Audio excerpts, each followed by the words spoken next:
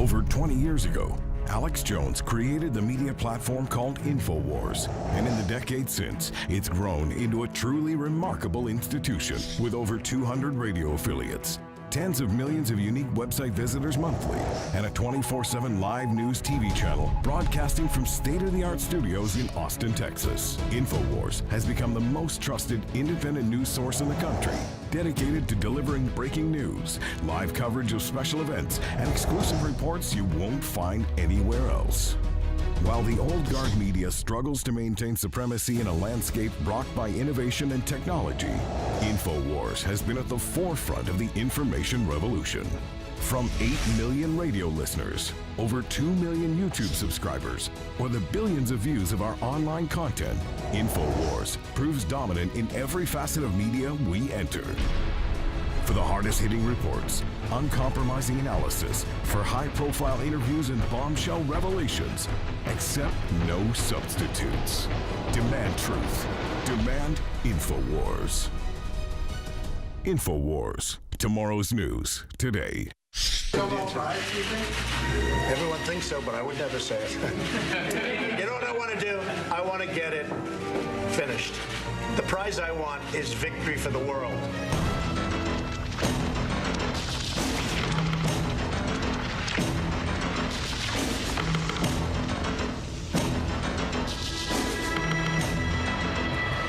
This is the heart of 1776. You're white male! It's also what happens when you listen to the radio host, Alex Jones. Move, bitch! Get out the way! We pledge allegiance to one flag, and that flag is the American flag. InfoWars helped fuel the rumor that President Obama is an ISIS supporter. It's been a cozy relationship from the beginning. I will not let you down. You will be very, very impressed, I hope. And I think we'll be speaking a lot. Donald Trump and Alex Jones. This means that Donald Trump will be the 45th president of the United States. Waging war on corruption. It's Alex Jones. A few years ago, ideas that we talked about were thought to be fringe ideas, radical ideas, extremist ideas. Those ideas are now mainstream. I just don't even know why there aren't uprisings all over the country. And if you see anybody from that cabinet in a restaurant, in a department store, at a gasoline station, you get out and you create a crowd. And you push back on them. And you tell them they're not welcome anymore, anywhere. Do something about your dad's immigration practices, you feckless. What's Uncle Tom but for white women who disappoint other white women? One way you get rid of Trump is a crashing economy, so please bring on the recession. When was the last time an actor assassinated a president? I have thought an awful lot about blowing up the White House.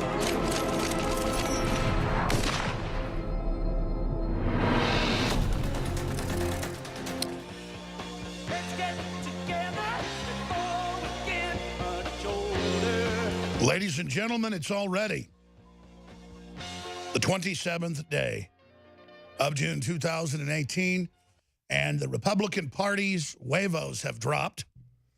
That was the headline out of Information Liberation. GOP's you-know-what's just dropped. Republicans release ad savaging unhinged Democratic Party. But as I briefed everyone yesterday, this is officially a multinational corporation allied with Communist China, radical Islam, the authoritarian EU, Hollywood, Goldman Sachs, JP Morgan, and others, to implode the third world, who've doubled their populations the last 20 years, flood the West, organize the groups into dependent welfare classes, who then will politically move to completely convert the nations to socialist dystopias that the global banks set offshore, tax-exempt, managing, and imploding. We are being laid on the table and tied down by the big globalist spider to be sucked dry. But right at the 11th hour, nationalists all over the world, buoyed by populations that had been hearing about this global government coming for decades and exactly how it would execute, realized that they'd been warned and then it was all real and they took action. So if you read the Financial Times of London, if you read any of the established publications, they say, quote, in fact, give me the Conrad Black, former steering member of the Bilderberg Group. He was on Canadian TV just yesterday. And they said world government's dead. World government's a fraud. Nation states are rising. But the left is planning to savage the economies and start class-based wars. So we're winning, but we're not out of the woods by a long shot. Alexandria Ocasio-Cortez beat the 10-term Democrat establishment individual, who I could care less about. He did all his race baiting and anti-white crap as well. He apologized for being white. And she won in a landslide in the primary because of quotes like this. Moreover, this is officially put up by her, not only is this about gender and race, this is about class. Communist is what she is. She's a communist, not a democratic socialist. And so she'll take us the way of Venezuela. But this is the Democrats' answer, is revolution, martial law. This ad dropped last night officially by the grand old party, the GOP. You can officially now say that the libertarian, nationalist, populist, free market renaissance is now taking near full control of the Republican Party, to the abject horror of the Democrats funded by their billionaire and trillion-dollar companies that are tax-exempt. But they are going to strike back, and now it's mainstream headlines everywhere. Revolution, civil war. Democrats in Texas call for firebombing Steven Crowder. They call for the deaths of the Trump family. They mean business. And they've swallowed up hundreds of countries and killed hundreds of millions of people with their little left-hand path Jacobin proto-communist system. And they're not giving up. Because just like we've mainlined how the world really works, there's globalism, there's offshore tax-exempt banks that fund socialism in your country and communism in your country, collectivism, progressivism to control you, to domesticate you, to create unified, vertically integrated markets they control as monopoly men. Just as we've exposed that and have our counter-strike against the globalist takeover happening in dozens of countries right now as populism and nationalism awakens, the globalists are betting on demographically brainwashing the 93% of people on the planet that aren't white, that whites are evil, whites are bad, and have class struggle mixed with race war to take over the West, conquer the West, and then redistribute wealth when it's the very same system the globalists used in their countries to bring them down and control them. More than 20 now third world countries like Venezuela, Argentina were as wealthy as the U.S. until they went under socialism. Now they are hell holes beyond what Trump called Haiti a you-know-what hole. Because there's sewage running down the streets. That's where you get that term. A hell hole is where hundreds of thousands of people starve to death or get murdered every year. And Latin America's collapsing, Africa's collapsing, many areas of Asia are collapsing. Anywhere they've got Islamic systems or socialism or communism in. And so their answer is a revolution against the Renaissance. But the GOP, as many have said, have now gone to puberty and the testes have dropped. Just a medical situation here. And so that's why the globalists are so upset. They realize the sleeping giant was sleeping. It wasn't intimidated. So the sleeping giant just went into puberty. So the New World Order is in deep, deep trouble. The video's on Infowars.com. You can get it out everywhere. I'm going to retweet it at Real Alex Jones right now. Please retweet that, guys. The GOP's Huevos just dropped. Must-see video. Shows the left's build-up towards blood in the streets, burn, baby, burn, revolution or death, as they all fight to get into the U.S. and turn it into what they just left. And as the big billionaires sit back laughing, financing it all. It's not going to work, Bezos. It's not going to work, Bill Gates. It's not going to work, Tim Cook. You guys are monsters. It's not going to work, James Brown with a wig. So here is the new GOP. You'd think it's InfoWars, but it's not. And our plan has always been to make ourselves obsolescent because we're the big mighty oak that grows and drops the acorns, and one day there's a big forest there. And one day lightning strikes, the old oak burns to the ground and produces nitrogen for all the little baby trees. And so goes on the cycle forever. But we're far from the big win. But we're getting into the territory where if we could completely turn this around, we're going to the next level. Life extension, everything. It's really amazing. But there is the specter of collectivism that can't even produce running water or electricity or automobiles. They haven't had toilet paper for 5 years in Venezuela. Most areas don't have electricity now. 50 years ago, Venezuela was as rich as the U.S. per capita. Not anymore. They since ate their dogs and cats years ago. Over 1,000 starve to death a week, but that's illegal to say it. It's so terrible, people will take 2,000-mile treks to El Norte to get up here around the evil, vicious gringo. And the evil, vicious, what's left of capitalism that Trump's desperately trying to refire. He's trying to get the engine going. He's almost got it going, and they're throwing monkey wrenches at everything. No, no, no, don't do that, because they want to crash the economy. It's a communist program called Cloward and Piven. That's just one enunciation of it. That's just one pronunciation. That's one system. It's Bill Maher saying, I'm $100 million in the black. I want you to be in a crash to teach you. That's the essence of feudalism. You don't think they couldn't have Latin America be prosperous? They want it corrupt. They want it dumbed down. They want it that way. That's how you manage people. That's what the WikiLeaks talks about. There's new documents came out today of John McCain working with the IRS to persecute Christians and veterans groups and gun groups. And then the Republicans lied to Trump and got him to appoint the guy running it for the Democrats to the head of the operation to keep doing it. He'll be gone now.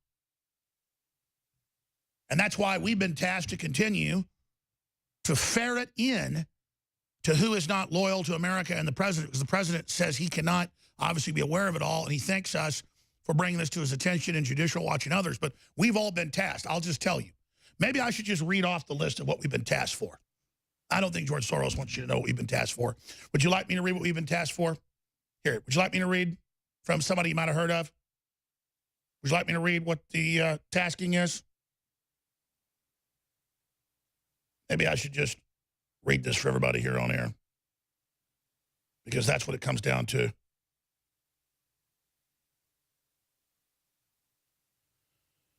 There's a lot going on, ladies and gentlemen. You know, maybe I just won't read this, but the whole point is that it's our job to take on topics others won't, that will help the cause in the longer term, to save the republic, to save free market, and to bring hope to the people again in unity. Expose the frauds and hacks in the administration who undermine the boss.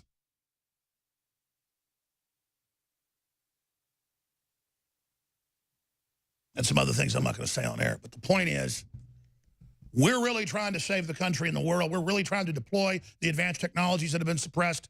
The globalists don't want anybody having that. And you've got these poor, starving, desperate, dumbed down third world masses that are going to set to double again in just the next 10, 15 years. And they are all being taught by globalist-owned media, come to the north, take it over. It's all there. Everything's free. Come, come, come.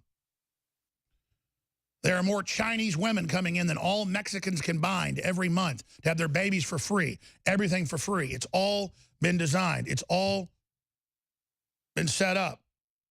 It's all been ready. And now the Democrats, funded by the globalists, are in a worldwide war to bring down Europe, bring down Australia, bring down the UK, bring down the US. So there's nowhere to run in the end. It's just collapsed. Poor people everywhere with high-tech corporate city-states, tax-exempt, above the law, heavily armored. That is their plan. That is their official goal. But their world government is now in crisis because people understand. Here's the GOP ad. A few years ago, ideas that we talked about were thought to be fringe ideas, radical ideas, extremist ideas. Those ideas are now mainstream. I just don't even know why there aren't uprisings all over the country. And if you see anybody from that cabinet in a restaurant, in a department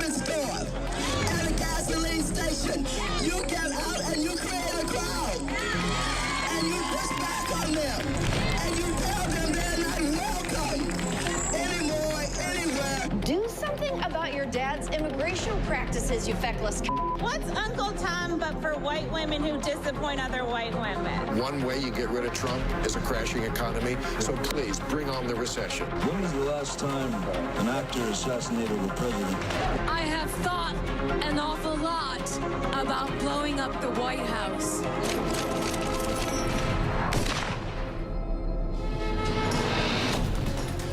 What's the unifying thing you see there? All a bunch of washed up losers, the past, failures. We've got a whole bunch of satellite feeds and every major news channel feed into this command center here in Austin, Texas. And no one is carrying this live speech of the president that I see. So I'm going to go ahead and just go to it. He's addressing union officials and people. It's about jobs. And so here is the president live. He just started speaking 2 minutes ago, so here it is. Wrong direction. It was heading in no direction. There was nothing happening, and now it's happening. And you heard me the other day when I was talking about it. Let the rich guys do it. We have all these rich guys. They love rockets. They're all sending up Bezos and Elon Musk and all of them. They're sending. They love the rocket business. Let them just rent it to them for a lot of money, and let them play. You know, they need our land. It's good to be in the real estate business. They need our land. Let them send up their rockets. Let them be the first to Mars. And we'll take all the credit, okay? But NASA is very important, and we also, on a serious note, are very, very much involved with that, and also from a military standpoint. Space, you know all about Space Force, but space is a very big factor in the Trump administration. Very important for defense. Space Force. Each of you represent the future of this nation. You aren't afraid to speak the truth. And the truth as you know it, and to stand up for what you know is right, even if it means being politically incorrect on occasion.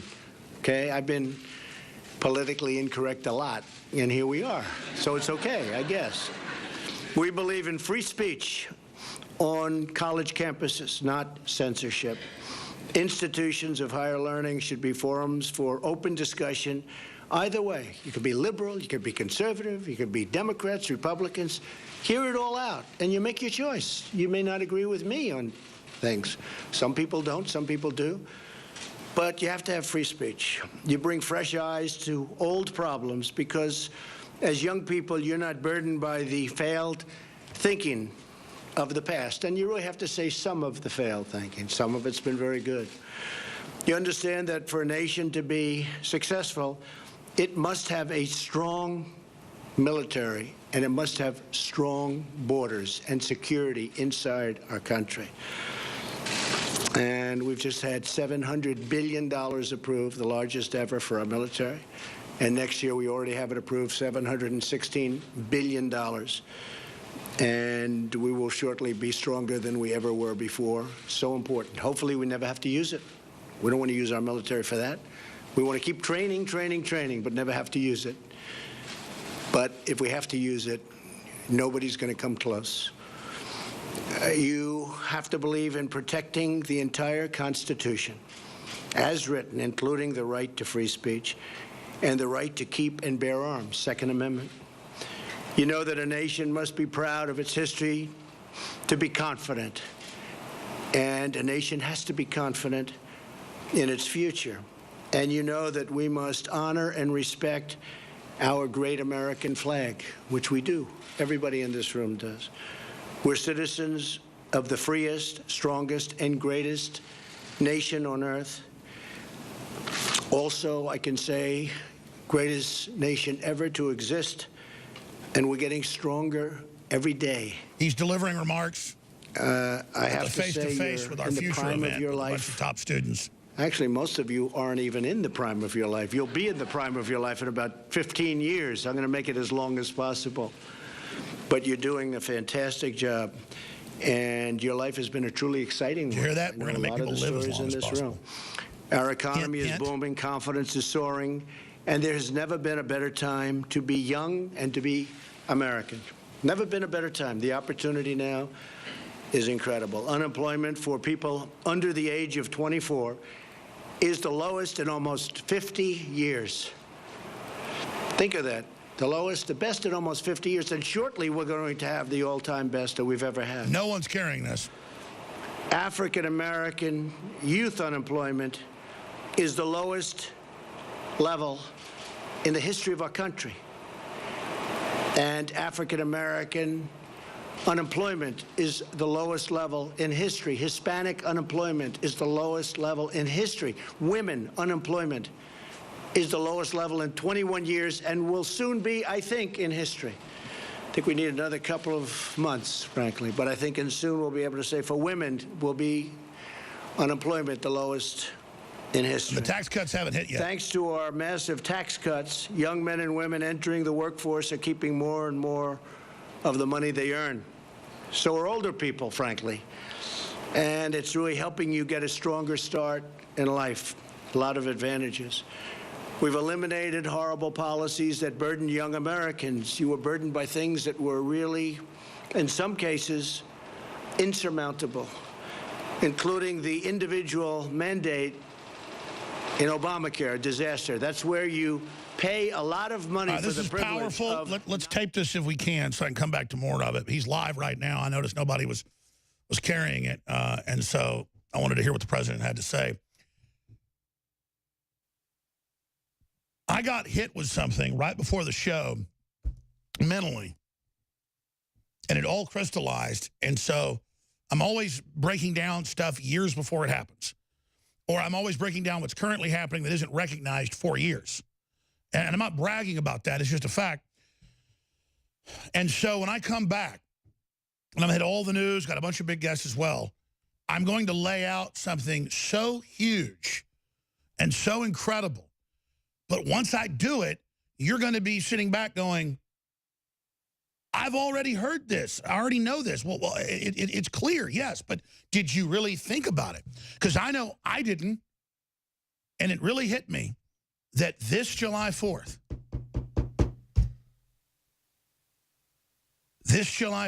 is going to be the second most, if not the most important July 4th. And symbolically, it's not just a date to remember. It's a new launch date. If we choose this mission, if you choose to realize the destiny, like you've already done, you're incredible. We're unstoppable. Do you understand, as the listeners and viewers and activists of this broadcast, you are credited by the enemy and by the president. Both the enemy and the president and the patriots in our government and all over the world, InfoWars audience is credited as the detonator of everything you're seeing now. You can point at a lot of groups and a lot of things, but we were the shock troops. And we are recognized as the shock troops and have been asked to broach the things that you get attacked for to make it safe for everybody else, including the president, to do it. We are the suicide squad, folks. And it doesn't mean you always die when you're in a suicide squad. It just means 50% chance you're going to get killed carrying out a tour of missions. And we are shock troops. Let me tell you something. In the Trump campaign, at the White House, where the patriots are, they know InfoWars is the tip of the spear. We are the recognized main information warfare assault force. And Google, that's why we have internal videos. They say we're the main enemy. They know. That's why when you amplify our videos and our articles and drive them out, you're going to be attacked because you are the shock troops. You are the political suicide squad. Believe me, I get to go out there and face the hordes of vicious left trying to intimidate me, and I laugh at them in their face. We'll be back. InfoWars, the frontline assault troops, the shock troops, leading the charge of global victory for nationalism, for populism, for Christianity, for free market capitalism, for life extension, for true human progress, for renaissance to the stars and to infinity. That's who we are. And we've analyzed the enemy. And we were willing to go on air when you would be demonized, you would be boycotted, you would be fired.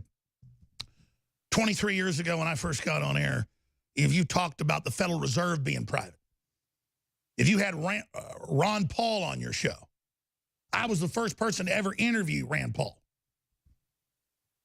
When his dad was running for Congress again and he had his son doing interviews.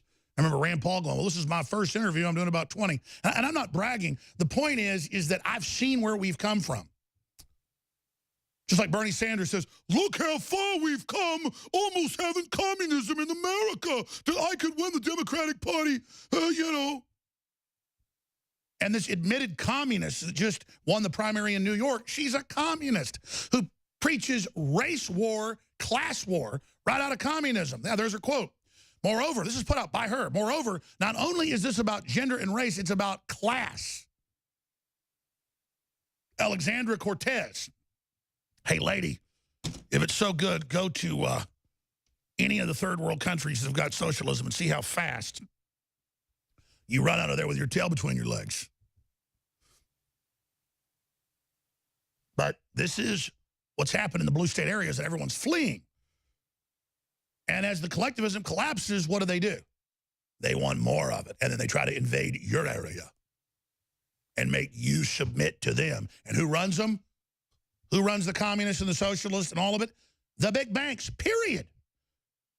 I was reading today. I can't even get Soros out of my life. He's in half the news I read. Soros backs personal injury lawsuits in market with 20% returns. He funds tens of thousands of these. I told you he's funding lawsuits against me.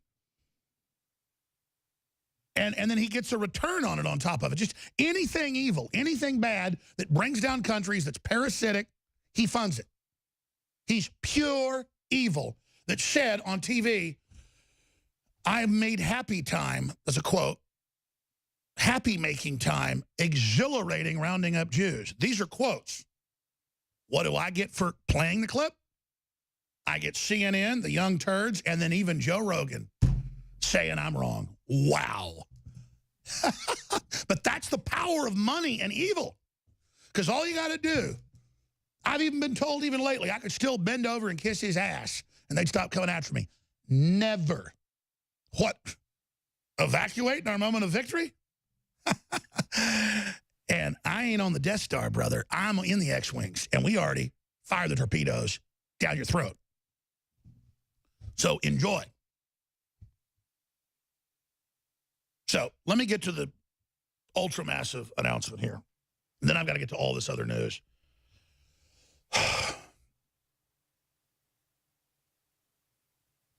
Dates mean something. We're 100 years since the Bolshevik Revolution was in full launch. We are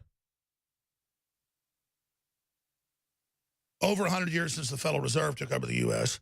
We're in the middle of a global awakening to this. The globalists have launched their attempt to collapse nation states and have the UN then manage it, which is now happening with the euro, as they announced they're going to use euro troops backed by the UN to block Italy, Hungary, Romania, Austria, and others from stopping the Islamic invasion they've triggered. The UN is running a 317% increase in illegal aliens now trying to come over the border, which they've organized in Central and South America on record, and Soros is financing giant caravans of people with children coming up saying, if you get here, everything's free. And I was watching ABC News. The woman's like, my husband, they killed him, and our friends on the way. Most of us were killed. And it's true, because some of the gangs won't kill women and children. They'll just rape the women. And there's no discussion of a place like that. How did it get like that? It's all how we're bad. Unbelievable. That's coming up. And so what hit me, there's not time to do it in this segment. I promise I'm doing it next, because here's my problem. When something's this big and it's so crystal clear in your head, and then there's so much data that goes into it, I have a problem. I always keep giving you data to back it up instead of just getting to the big thought and then fleshing it out. But we are 1 trillion% at a mega crossroads right now. And the people running the third world collapse and the attack on the West are the most evil, greedy, satanic, tax-exempt, above-the-law jerks. They're just completely out of control. And this is a real dichotomy between good and evil, or just rich people that want prosperity and aren't out to destroy capitalism and who don't want to have a global civil war against the nation state that goes into a new dark age where they then only have globalist command bases city-states. I mean, if you read the Club of Rome, if you read the Bilderberg Group information, if you read all their statements, I've made films about it, it's all out there. Prince Philip, Ted Turner, Prince Charles, they all say it, they all do it. They want a post-industrial world, 80% depopulation bare minimum, and returned it to corporate nation states that are like Singapore, where they can execute you for no reason, and if you throw bubble gum on the ground, it's a year in prison.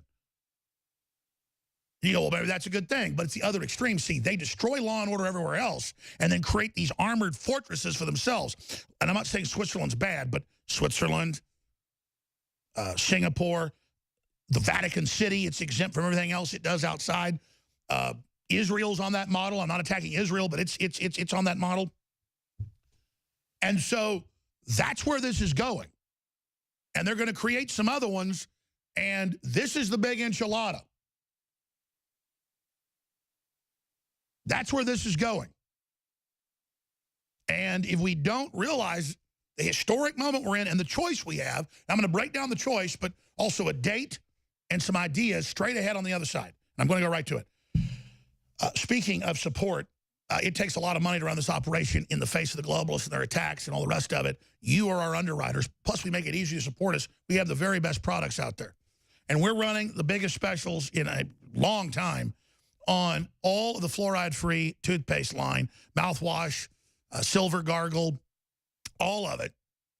Silver cleanse, it's all there. It's got the silver sol patented technology, super blue family, all of them, whether it's individually, the adults, the children's, the mouthwash, the immune gargle, it's all 50% off. And let me tell you, ladies and gentlemen, that is getting very close to cost when we do that. But I want those of you on the fence to try it and see how great it is. We also have 25% off on the Alexa Pure Breeze, 4-stage ion and HEPA filter. It's got 4 stages. And again, when I first was getting these in my house 6-7 years ago from another company, they were $800 to $1,000 a piece and weren't even as good. Now, because of miniaturization and cost going down, you know, when they first started selling these a few years ago, they were like $300. Now they've dropped it to $200 regularly because the price for them making it's gone down to like $80. To now $150. Leading competitors are $400, $500 still. So if you want 4 or 5 of these in your house, they're awesome. They're amazing. Got the pre-filter and the 3 other filters. It's incredible. So it's there. Yeah, the regular price is $250. A lot of times it's $200. So if you really want to get technical, it's $100 off right now. But we usually have it discounted at $200. So right now at $149, you cannot beat this. And I've got them in every office of this place has got one.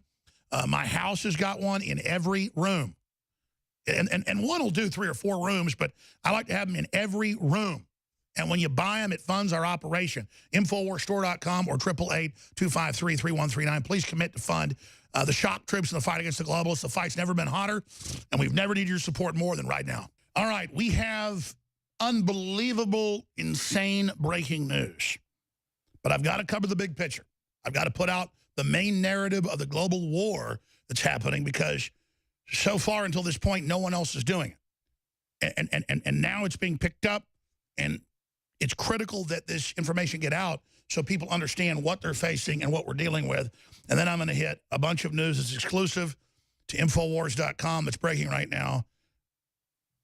And then other news dealing with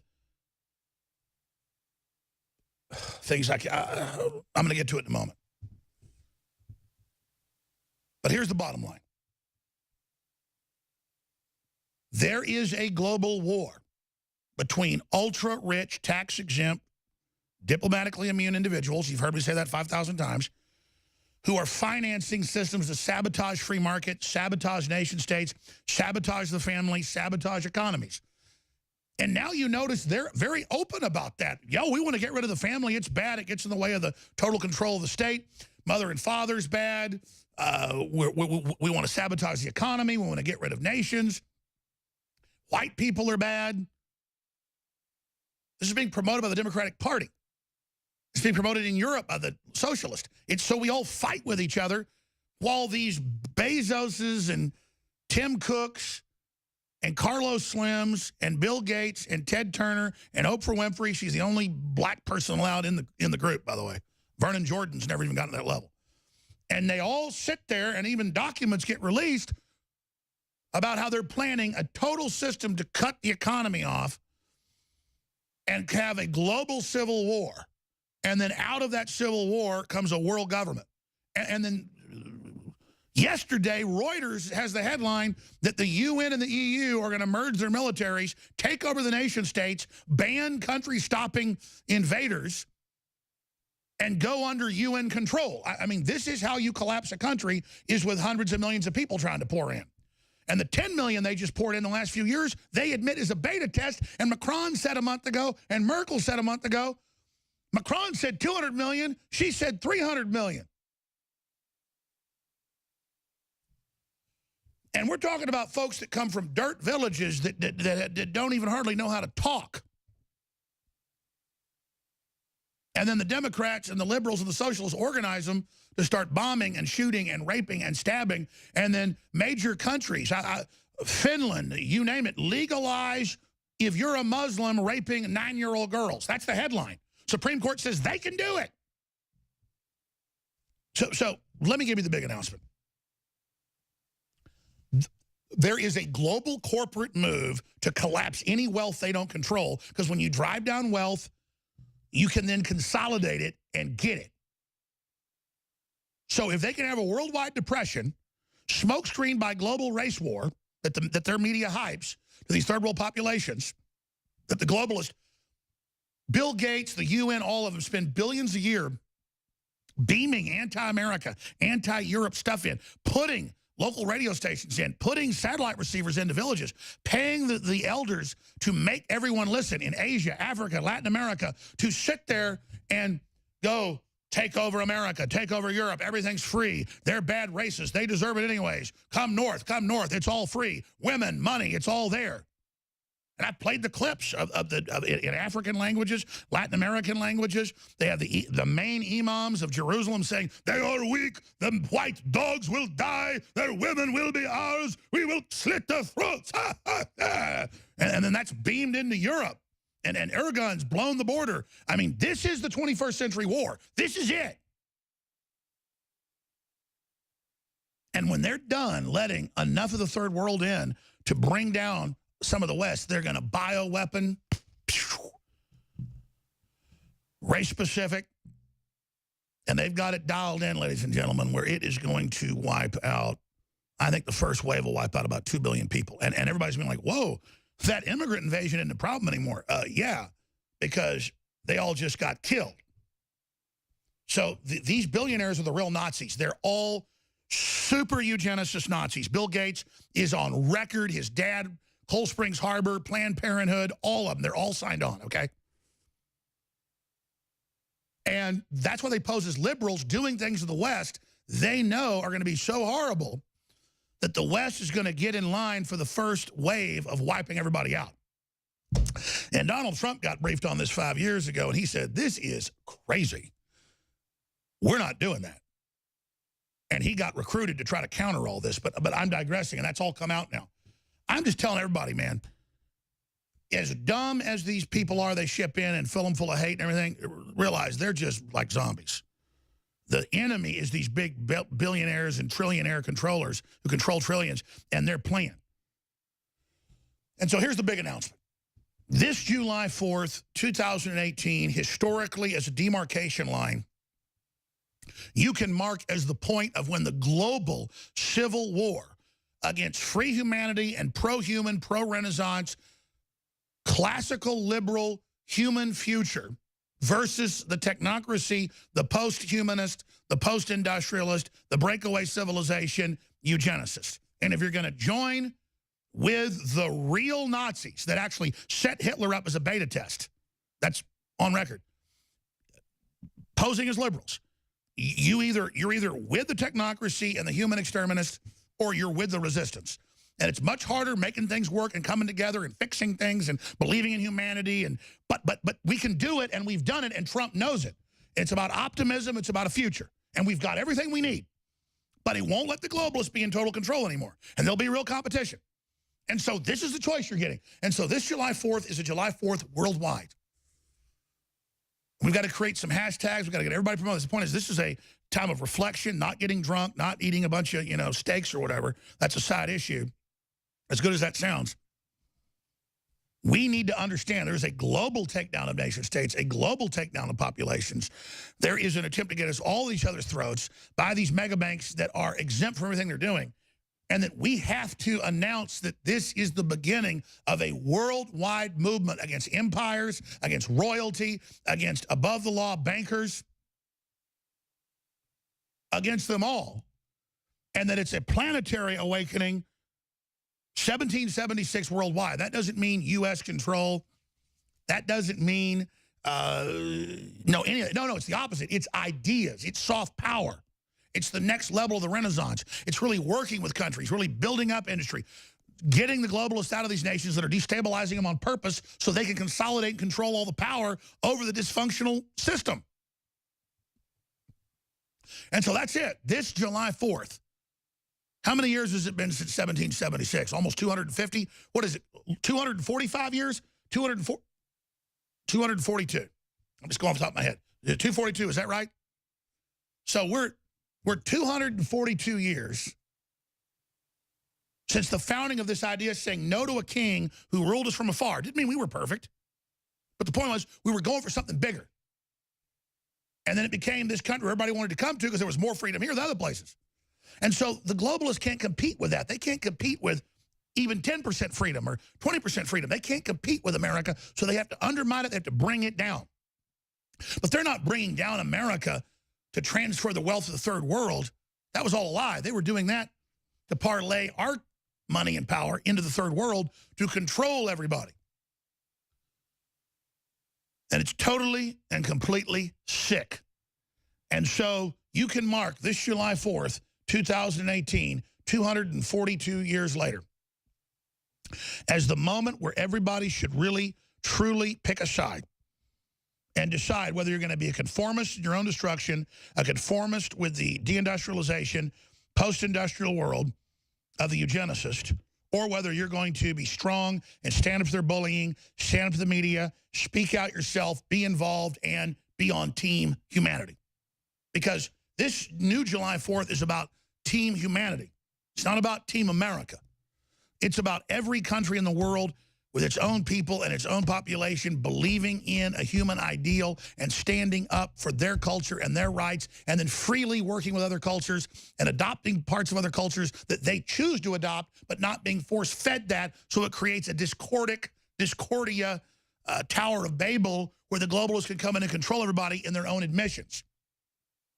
It's prosperity and human justice and human destiny versus centralization and total control.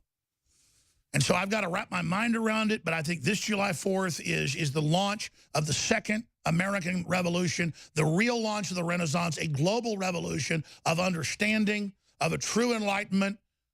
We're now hitting the second stage of boost into space.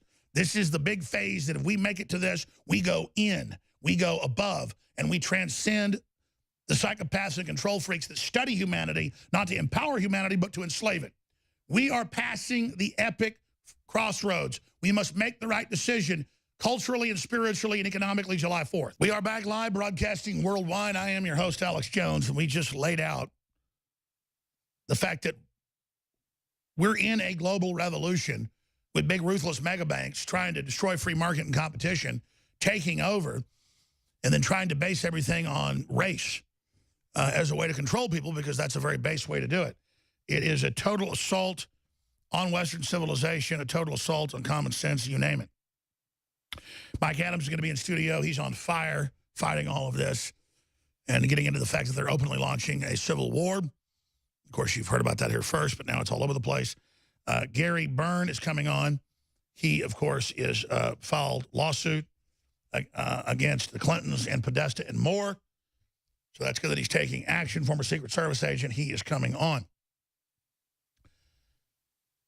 I want to get to the dichotomy between, yes, we are riding a big global wave of freedom, but it's in response to just decades of pure social engineering and evil. And the globalists have a plan to beat it. And it's all about bringing in third world populations that are totally dependent on them to then be given voter IDs, which the Democrats admit they're doing with illegals. And they play this game like, oh, no, we're not doing that. It's the same thing in Europe to have checkmate. It's even easier in Europe because it's a parliamentary system. So you get 10% and the Muslims vote as a bloc, then you've got them. So we have to quantify the battle space because notice they would always say there's no world government, there's no plan to open the borders, there's no plan to have illegals vote, there's no plan to target families, there's no plan for socialism, there's no plan for communism, there's no plan for single payer, there's no plan for any of this to get you totally dependent. And then once they get in control, they do it. But we have to quantify down to its parts what's happening and who the players are. And then what makes the players tick? See, I've seen this about 5,000 times, what I'm about to get into. And you know, it makes me so upset. And then I know that they got big money backing them to sue me if I make any misstep of what I say or what I do. And it's not like I'm even afraid of these people. I just want to, like judo,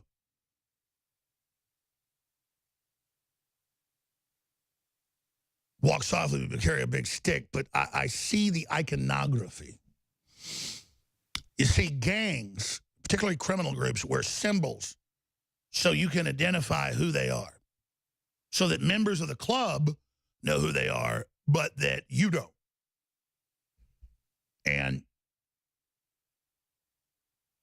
I have seen, and I meant to do a report on this, and I get so busy that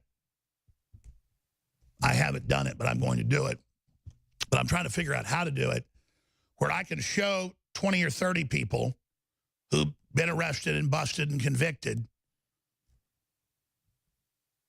of kidnapping and raping little children, and then how they were school resource officers, they were the local LGBT reach out group to the children, and the pins they wear and the things they do, and then how they're in the newspapers and they advertise it, because everything with them is about throwing it in our face what they're doing. And so now they've come out because they think they discredited Pizzagate with that sophisticated thing they pulled. And they've got articles everywhere with these guys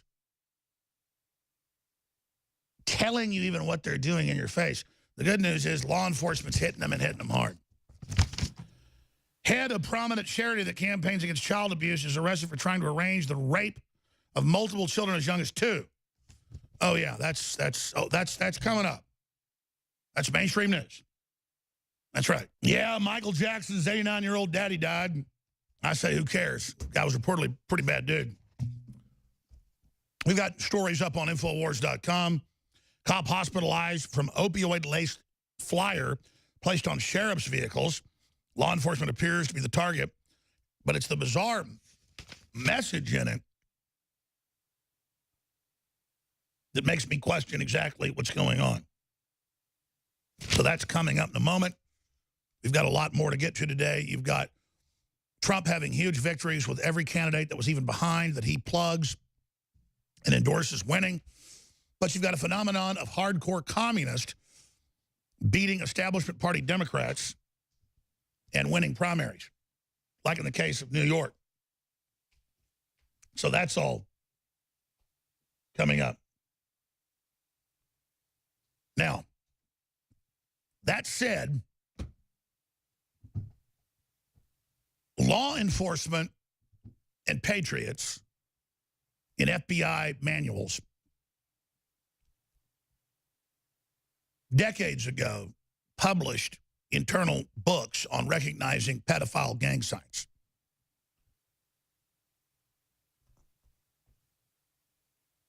And so when Podesta got caught in the emails with the Aleister Crowley stuff and kids in hot tubs being delivered to the farmhouse for their pleasure and, you know, how good's this cheese pizza? How good's the sauce? How good are the nuts? How brown are the nuts? I mean, it's all what color are the kids, all that. It's the known codes. And they had a big problem when the spirit cooking came out and everything during the end of the campaign in early November.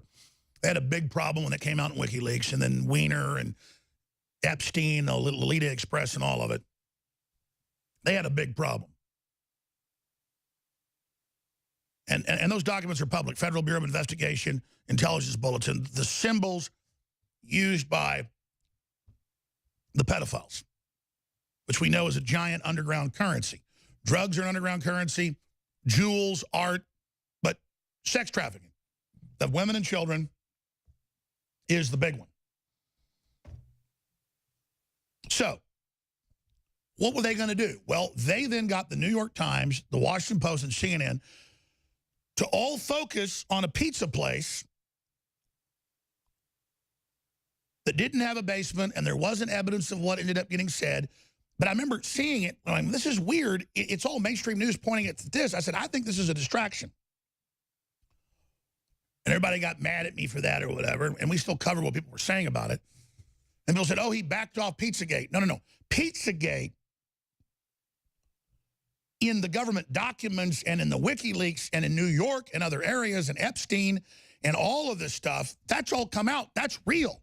That they use pizza and Italian food terms as code words. That's in federal documents. If you're a TV viewer, I just showed them to you.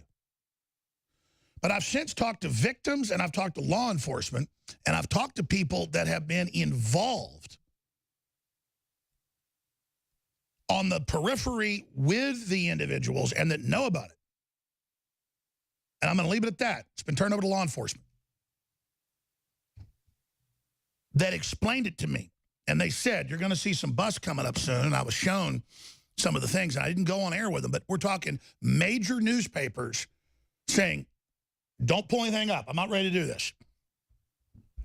Oh, look at this school health teacher, that teaches the seventh graders that, it's okay to see porn and all this. And then all over the walls is I love pizza, pizza, pizza, and all this stuff about Italian food. And it's there in the magazine. It's there in the newspapers in a bunch of cities. And you're looking at law enforcement bulletins, and then there's bulletins about Texas and New York and all these places where they have the same article put out in the last few months with here's the man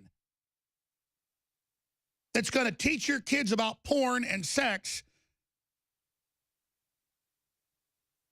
And then there's all this iconography about loving pizza and pizzas and Italian food and sauces all over the walls. And I'm being told by law enforcement that's what's going on. And you've got Salon. You've got the New York Times. You've got HBO, Vice, coming out and saying, this man's not a monster. And look how creepy they are. Pull up the pedophiles they show. They go, this is a man's a pedophile. He lusts after your 4-year-old daughter. They show video of him lusting over little girls, and they go, he's not bad, you're bad. See, it's the final thing is to put it in your face, to shove it.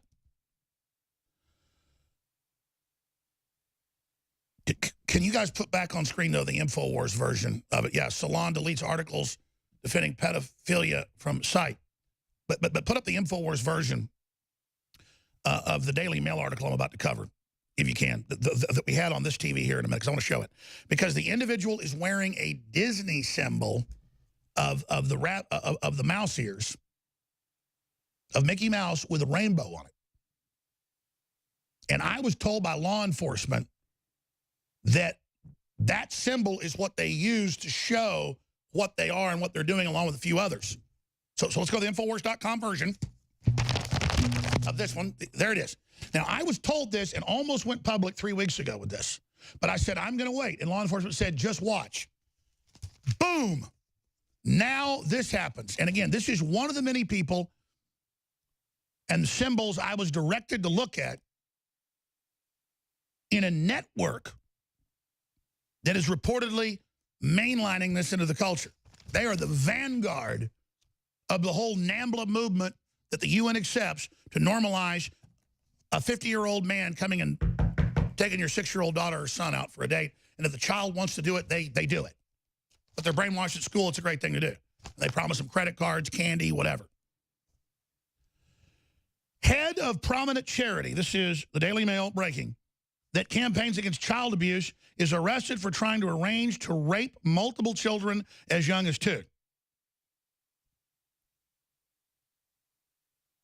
And there he is. What is the symbol? It's a rainbow children's symbol. Well, because it's okay. See, if it's gay, they're liberating the young 2-year-olds. You see, well, what's that saying? What is a rainbow about? It's saying any type of sex is fine. Well, then why is it a child symbol? But see, we're so accepting if you say, well, we're going to teach kids about sex so they're open. Well, then let them teach them anything. Let them teach them they're another gender, any of it. And this is going on in health departments, in school health classes all over the country. And they do news articles showing the men that teach your boys and girls that porn's good, that all this stuff. And if you think it's good or bad, they're sexualizing your children. Joel Davis, 22, was arrested in New York on Tuesday on child abuse charges. The head of the charity that campaigns against sexual violence has been arrested in New York for child pornography and allegedly trying to meet with children as young as 2 for sex. Just like at Penn State, it was a children's charity with already raped kids, so no one would believe them. And then all these rich people would come and stay at the school in these facilities to, quote, mentor the children. Ugh. And the Democrat arm of the FBI was involved in the charity. Ugh. Ugh. You don't even get at the top of the FBI now if you don't rape little kids. And by the way, 2's the number to get in the club. Notice, 2 years old. Oh, the child consented, I'm sure, to bleeding everywhere.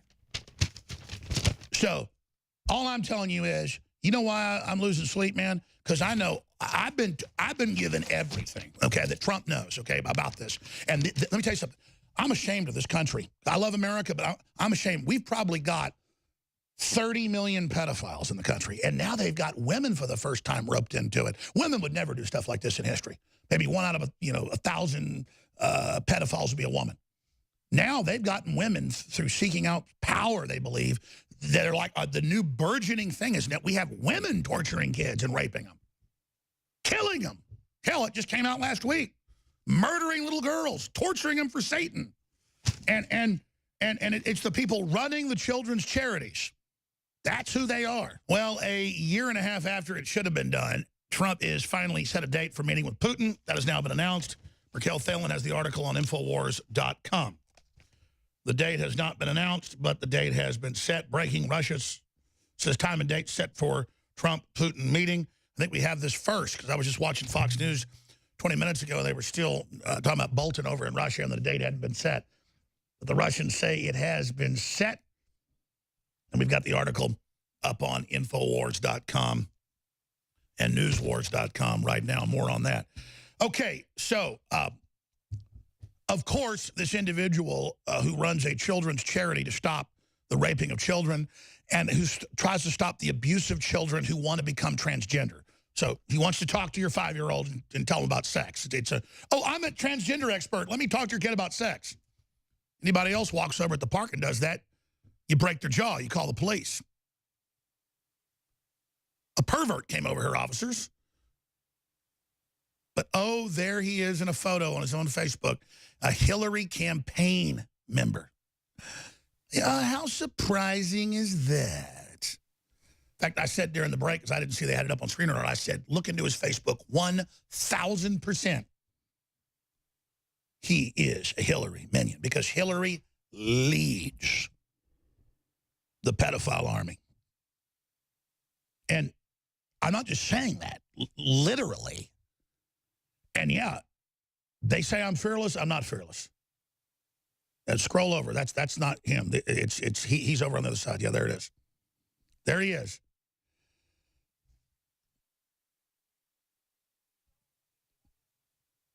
Yeah. I mean, these are some interesting people that campaign for Hillary. They've all got their different reasons. They're not all into this type of stuff. But at its heart, there is the obsession with children, the obsession with taking control of the youth, kind of like Melissa Harris Perry said on MSNBC, your children belong to the state. The family is bad because they got a new family. Head of prominent charity that campaigns against child abuse, this is the Daily Mail, arrested for trying to arrange the rape of multiple children as young as 2. And see, that's the perfect cover we found. Just like they've caught Hillary in Haiti and her own aides get convicted, trying to ship kids out and a bunch of them disappear. And now the Democrats had it under Obama where for 3 years kids wouldn't even be checked. They were just put on anybody's truck or bus they wanted and disappeared. And even the Washington Post admits tens of thousands are missing. Hundreds have been found dead, many of them in sex trafficking. But see, Trump wants to hurt the children. Joel Davis, 22, was arrested in New York on Tuesday on child sex abuse charges. The head of the charity that campaigns against sexual violence has been arrested in New York for child pornography and allegedly trying to meet with children as young as 2 for sex. Good God. I'll volunteer if he's convicted to pull the lever. Joel Davis, 22, is accused of trying to set up sexual encounters between himself and young children, as well as soliciting an undercover FBI agent to send sexually explicit videos of minors. And it goes on that he did it all for months and months. The New Yorker was arrested on Tuesday on child sex abuse and child pornography charges. Child sex abuse, God almighty. Davis is the chairman of the international campaign to stop rape and gender violation in conflict. Yeah, you got to get into those war zones. Got those UN planes, famously, I mean, just thousands of articles of them trafficking kids everywhere. God, he's right in the middle of it. Nasty, nasty, nasty. Fits the perfect profile.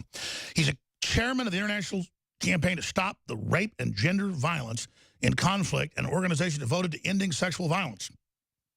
Well, I'm sure the 2-year-olds, according to NAMBLA, gave their consent, right?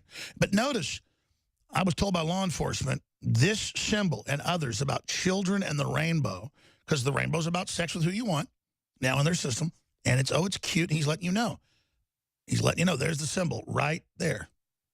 Oh, but don't criticize it, you're against gay people. Because see, if a man wants to rip, the insides out of your 2-year-old son, it's love when the North American Man-Boy Love Association says it's just love, right? And so this is the coming out now, you see, in Salon, in HBO, in Vice, in the New York Times about pedophilia is not a bad thing. It's love. It's loving with your children. And just how beautiful your 4 or 5-year-old girl is. And they put this out there like it's a great thing.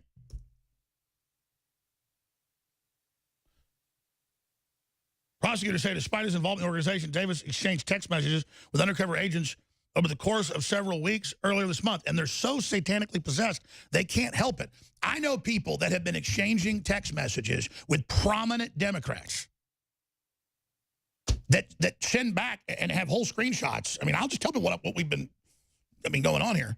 And the Democrats are like, sex with kids is loving, it's no big deal. I mean, it's a cult, people. And they all got that smile, don't they? A smile we talk about. He's going to do it. He's a vampire. He's going to steal that essence. The next best thing to cutting a kid and having him cry for mommy over an hour while a bunch of vampires slice its flesh and drink its blood. That's what they do. They torture the baby as it begs. 2 years old, begging for mama, that's their favorite. Too little, they don't get the full horror of the child. The child blacks out. But 2, 3, it's the favorite. And don't worry, they've got your children because they're liberal. And the ones they can't abort and they can't get to commit suicide. Is that the subway guy right there? Oh, no, that's Brian Stelter. No, I meant the subway guy. Get the subway guy up there. I'm not saying Brian Stelter is a bad guy. The subway guy, though, he's got the look. He's got the look. Hey, yeah, he's got the look. The soul. Oh, no, that's not Stelter. Come on. Stelter's a good guy. He just rapes the truth. Brian Stelter never hurt anybody in his little life. The 22-year-old allegedly arranged to meet with 9-year-old daughter of one of the undercover agents and with a purported 2-year-old daughter of the officer's girlfriend. He allegedly went into detail of the text messages about the sexual activities he intended to engage in with children. Prosecutors say Davis repeatedly asked the undercover agents to take naked and sexually explicit pictures and videos of the children and to send them to him. And, of course, it turns out he's a big diplomat with Oxford and the UN. Of course he is. Following his arrest, Davis allegedly admitted to officers that he had abused a 13-year-old boy in the past and that he kept child porn images on his phone. And it goes into what he wanted to do to the kids. Having started an organization that pushed for the end of sexual violence, Davis displayed the highest degree of hypocrisy by his alleged attempts to sexually exploit multiple minors, FBI Assistant Director Charles William Sweeney Jr. said. As if it wasn't repulsive enough, Davis allegedly possessed and distributed utterly explicit images of innocent infants and toddlers being sexually abused by adults. Davis faced Manhattan federal court, and it goes on from there. Davis started an organization devoted to stopping sexual violence while allegedly engaging in the duplicitous behavior of sharing explicit images of infants engaging in sexual activity. Davis also allegedly solicited an undercover officer with whom he thought was willing to participate to send sexually explicit videos of their 9-year-old daughter and 2-year-old baby. The conduct goes on from there. And they run your schools, and they run your local sex ed. And they're going to put little rainbow Disney pins on. Now, we've got the news being announced that Trump is going to meet with Putin. Russia says the date's been set. The story's on Infowars.com. We've got just a bunch of other incredibly important news breaking here on the economy, on the left calling for riots and violence all over the country. And now they admit their plan for civil war that we got in the Soros documents in January. And I kept telling people they're planning this. They even got blue city police departments in the documents where they're going to let Antifa try to trigger confrontations that lead to a wider conflagration. And clearly Charlottesville was a beta test of that. Real people were fighting each other, but it was triggered by paid agitators. And so we're in a very, very serious time here trying to stabilize the country. The same stuff's going on in Europe, but we're joined for the next 30 minutes by a very well-known, respected former Secret Service agent, Gary Byrne. He has written several best-selling books. The latest is Secrets of the Secret Service, The History of an Uncertain Future of the U.S. Secret Service. And he has now filed, there's an article from the Western Journalism Center. There's stories up on Infowars.com. There's articles up on Zero Hedge about it. Ex-Clinton Secret Service agent files conspiracy charges against Hillary, Bill, and Podesta. And I love how the mainstream media spun it and said there's no such things as conspiracy. What are there, tens of thousands of conspiracy charges filed federally every year? I mean, conspiracy is just 2 or more people deciding that they're going to get together and collude. Look at the paper play. Look at the WikiLeaks. Look at the conspiracy at the Justice Department to frame Trump when he was a candidate. It's all 1,000. I mean, I keep saying 1,000%. It's above 110. It's totally from every angle confirmed a conspiracy. And so thank God he's doing this, because I see it as the cavalry. I've said on air, people that have a claim, people that have standing, man, Soros and the globalists are suing anybody that isn't anti-American. Anybody that just wants to have prosperity and racial unity and libertarian, they are just, Soros has financed 20 lawsuits against me. We've gotten 10 thrown out. But, I mean, it is just hellish what he's doing. And so thank God people like our next guest, Gary Byrne, are taking action. He's Gary Byrne, B-Y-R-N-E, author on Twitter, at Gary Byrne author, official, GaryByrne.com. And he joins us. He's a veteran Secret Service officer at the Clinton White House, served in federal law enforcement for nearly 30 years in the U.S. Air Force, Security Police, Uniform Division of Secret Service, and most recently as a federal air marshal. I should just go on and on. While serving as Secret Service officer, Gary protected Bill Clinton and the first family in the White House. You know, Bongino's come on many times, and he was a senior guy that he said, it's worse than you know. I'm like, worse than Alex Jones? And he goes, yeah, it's worse. And then, you know, his house gets broken into and a bunch, he gets threatened, so he doesn't come back on anymore. The point is that you cannot underestimate how bad these people are. And I think Gary and like one other FBI agent are the only, of course, they get audited and harassed and everything else has now come out in the news today, that you had McCain's people involved with the Democrats harassing everybody. So I'm in the club of being harassed and attacked. And I'm not saying, oh, I'm a hero. I'm just saying people don't know what they do when you go up against them. But I got to tell you, I get real satisfaction of what I've paid going after the Clintons for 20 plus years, being fired off radio, being boycotted, being audited, then having them try to destroy my family, having them put PIs on me, all this, to now see them falling is just feeling like I'm getting a bully off my chest. It's not even satisfaction. It's like you ever like kind of run out of air and you're 100 feet under diving, you kind of get at the top breathless because you had to go up too quick because you didn't have time to decompress. You ever done that? but still you get the air and it feels like you've been reborn. I feel like I'm being strangled and I'm starting to get air. How do you feel, Gary? I feel exactly like that, to be honest with you. I'm grateful. First of all, Alex, it's great to be on your show again. And thank you for the time that you provided for me before and now. I feel very grateful that this lawsuit is coming forward. You know, it took a while to put it together. And basically you described it exactly how it is. It's not, you know, my attorney, who was the same attorney, one of the attorneys who helped me during the original Bill Clinton impeachment scandal, he came to me and said, you know, I'm watching what's going on. They're defaming you and slandering you, and I don't care that they're hurting your feelings. What I care about is they're using these criminal methods that they always use. You know, he said it's racketeering, Gary. They are bullying these news agencies, and we know now, Alex, that the Retired Secret Service Agents Association got its talking points from the Secret Service, which means that a government agency basically conspired with a former president, a campaign, a foundation, George Soros, this whole group. They conspired to give them information that they could then spin in negative ways about me. Which is what Nixon got removed from office for not even getting caught doing, but lying about, but on a much bigger scale. So this is cut and dry. Yeah, pretty much. I mean, we have a lot of hurdles, but we are moving forward. We've started a crowdfunding page. My attorney feels very confident. His complaint is 210 pages. It's goes into depth with everybody who's involved and what they did and how they harassed us and basically how they kept myself from making a living. And again, it's not about money, it's what they did and how they did it. But it is about money, because if they ruin people that tell the truth and ruin people that stand up, it scares others. So this is a war. People, they try to strangle you. It's what they do. No, you're exactly right, Alex. The thing of it is, don't get me wrong, I'm not numb to fear, but I've been in law enforcement for a long time. I mean, you know, I was in the Secret Service for 12 years. I was in an air marshal for the last 13 years, from 2003 to 2016.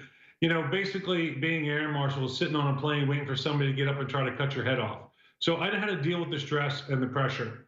And but you know, everybody has their limits, and now it's time. You know, if Hillary Clinton and her group is so smart, and the reason that they lost the election wasn't because they were incompetent, let's get her in court. Let's see what she has to say.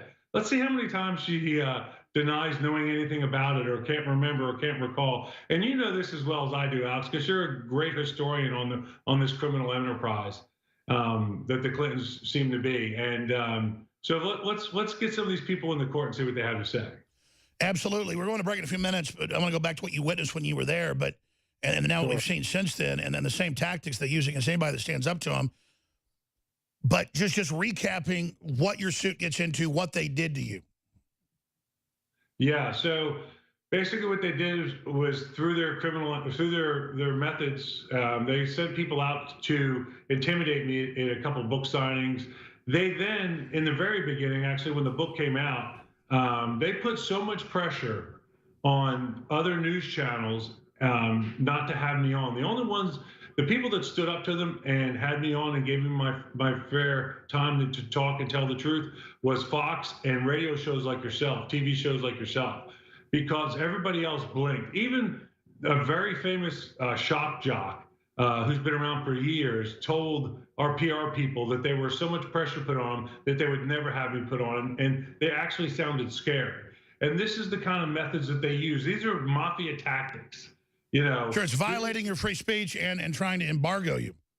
Exactly. Hell, exactly. CNN says they openly tried to get YouTube to ban me, and they went and got my book deal killed, even though I can get another one. The point is that it's total racketeering.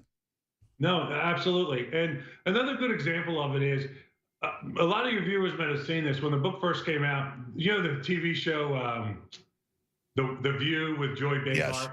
Well, I guess Joy volunteered to be the talking point to slam me.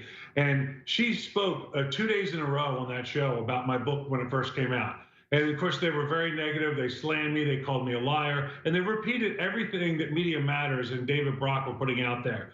Now, that information, the way they, she was reading off of index cards, Alex, and that information, that came from the Secret Service or former Secret Service person. Which again, violated your privacy and violated federal laws on information. I mean, you're the expert, but I know that violates a lot of laws. We come back. Welcome back. I'm Alex Jones, your host. You notice that every other talk show host, which is great, from Rush Limbaugh to Sean Hannity to you name it, is talking about civil war and globalist plans to overthrow the country and the UN directing hundreds of millions of people into Europe to collapse at their own admissions. And people are like, Alex, I'm getting all these calls. Why aren't you covering it? Because we told you 20 years ago. And it's not that I'm that smart. I read what Soros and Peter Sutherland, who died this year, and the UN said. And I knew they were powerful billionaires, and I knew they meant business. So, yeah, the mainline GOP now gets it. The Democrats are going into full weatherman terrorist mode. You're going to have cops shot this summer. You're going to have bombings. You're going to have it all. I mean, it's already happening, and it's going to get bad. But what we're hitting at here is the counterstrike. I mean, look, I'm not even looking for Soros news. And Bloomberg. Soros backs personal injury lawsuits in market with 20% returns. He just backs all these lawyers in all these frivolous stuff. And what does it do? Where did he make his hundreds of billions? Betting against economies and crashing them and destroying pension funds. And then the Young Turks and CNN all worship him.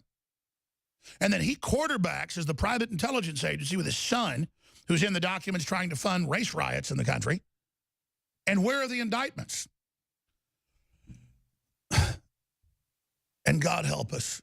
I mean, you can't even make up how bad they are. It is incredible, but somebody's filing suit against them. And again, this idea, there are thousands of people listening right now who don't know that you're being sued as your business because of Soros.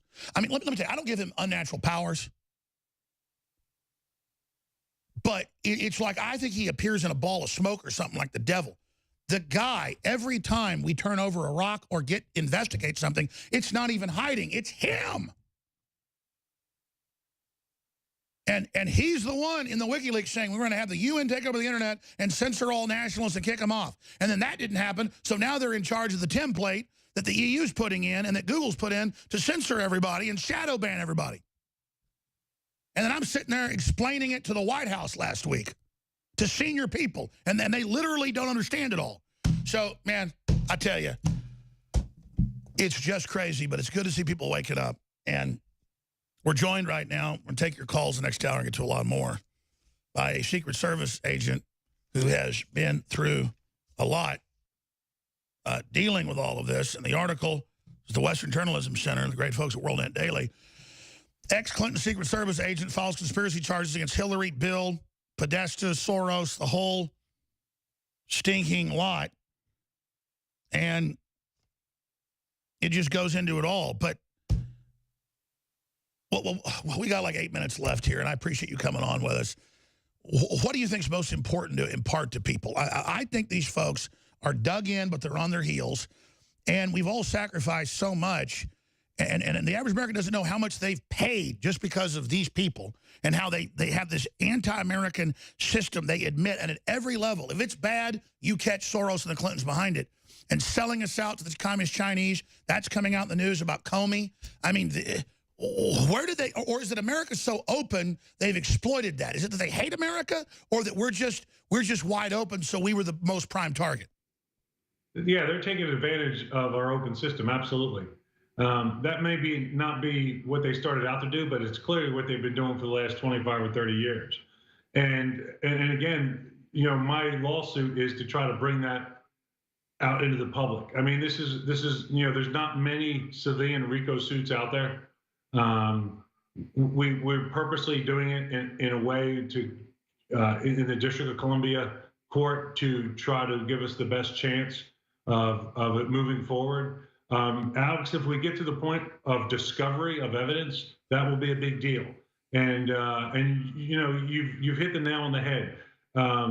You know, I don't know exactly who told these news agencies at the time of my first book not to have me on, but I'm pretty sure. Well, we do know. We know it was the Clinton. We do know that the Clinton people called them and put so much pressure on them. And then these same people are the people that gave Joy Behar her talking points that they had gotten, like I mentioned before, from either somebody in the Secret Service or that was in the Secret Service, who either lied or was incompetent and didn't know really what happened. So, well, they admit Joy Behar is a direct conduit, Soros, Podesta, all of them. Even a lot of the comedy shows admit they get their orders directly from it, and they're all organized to lie about you and then release your private info out of your file, twisted. Yeah, that is definitely the definition of racketeering. Why don't you describe what racketeering is for people that don't know? No, exactly. So if we get to the point of discovery and when this moves forward, this will be great. And it will take some time, but we'll be able to show the spider web or tentacles of what they are doing and see if we can get somebody held accountable. What I want is my day in court. I want my day in court, and I want these people that I worked with and protected to stand there and have to explain how what I said wasn't true. You know, how is it that I couldn't have seen what I saw when I was subpoenaed 6 times by the Starr investigation, and eventually Supreme Court Justice Rehnquist ordered me to testify or go to jail. I did everything I could, the correct thing at the time, to protect them. And then, you know, when I come out to tell my side of the story and the truth, they slander me. They just fit me right in with the rest of their conspiracy that's going on, you know, with slandering people bottom line, when people like Bongino say Obama's worse than you know, worse than you can say, I know there's a lot of it, you know, they come after you. You're not supposed to get into a lot of it, but just what you can tell people is in a snapshot. I mean, because I've talked to people that knew him well. Other people have gone public, FBI people as well. Right. Throwing fits, breaking things, screaming, yelling, biting the carpet, defiling things, crack pipes, Mao Zedong stuff on Christmas trees, just really mentally ill, sick stuff. Yeah. Yes. So I don't want to, I see we have about 3 minutes. When you interviewed me the first time. Well, we got more time. We'll go into the next hour too, but just keep going. Sure. You interviewed me for the first book, Crisis of Character. And while we were talking, you brought up about the Chinese generals coming to visit the Clinton administration. And that was one of the things that I purposely didn't write about because I felt like I would be stepping on a landmine. But when you brought it up, I wish you could have seen the look on my face. I mean, I was stunned because you had it nailed. And Brother, I had the Clintons call me when I was 25 years old and offered to hire me to not cover it. And I was on one radio station. Yeah. So believe me, I knew that it was on target. Yeah, so what happened was one morning I came into work and the technical services division called me at my post right outside the Oval Office and said, look at the schedule. Do you see those Chinese businessmen? And I said, yes. He goes, they're not. They're Chinese generals. There's 5 of them. They'll be dressed in suits. We know they're coming in. If they go anywhere out of the norm, in other words, if they go out of the Oval Office and go anywhere in the complex, please write it down. And I said, okay, no problem. And so these guys showed up at the Northwest Gate. They had some trouble getting in because they had bags that they didn't want x-rayed. And so anyway, they did come in. It did happen. And then the reason I talk about it now is because one of the things that the Clinton campaign, his second campaign, eventually had to pay hundreds of thousands of dollars of fines for was this scandal with taking money, illegal money from the Chinese, either people, corporations, or individuals, which is kind of all one and the same. So you nailed it. I'm sorry, I was uncomfortable about talking about it at the time, but if you could have seen inside my head when you were talking about it, it was hilarious. Well, they had a senior member of the Democratic Party in Texas who was in the legislature call me when I just played the clip off C-SPAN because nobody covered it, and I talked about it some, and it was damage control. I'm sure they were calling a lot of folks, and they offered me a job, all this other stuff, and I just said, no way, I'm going to put it back on. Then I aired it the next week. Then they moved to fire me, and then I got physically attacked in a parking lot. And then I had people put stuff in my gasoline, and I didn't back off at that point, and then it went away. But I've experienced the Clintons, but imagine the web of power they had. That I was some dude with a local access TV show and a popular radio show. And I guess by then I was doing a shortwave show too, but this is like 97, 98. And they had their people literally offering to hire me for the Democratic Party if I would just shut up. That just shows their tentacles. Yeah. So now we fast forward all these years, and Bill Clinton's not in office, so we can't scrutinize him like we did. And he's sitting on this huge pile of cash, which is the Clinton Foundation. And in some ways, they're more dangerous than ever. And this is the way I see it. All right, let's come back and do 5 more minutes because I want to ask where you think this is going. Strzok is testifying in secret right now. I saw him all smart-ass walking in about 3 hours ago.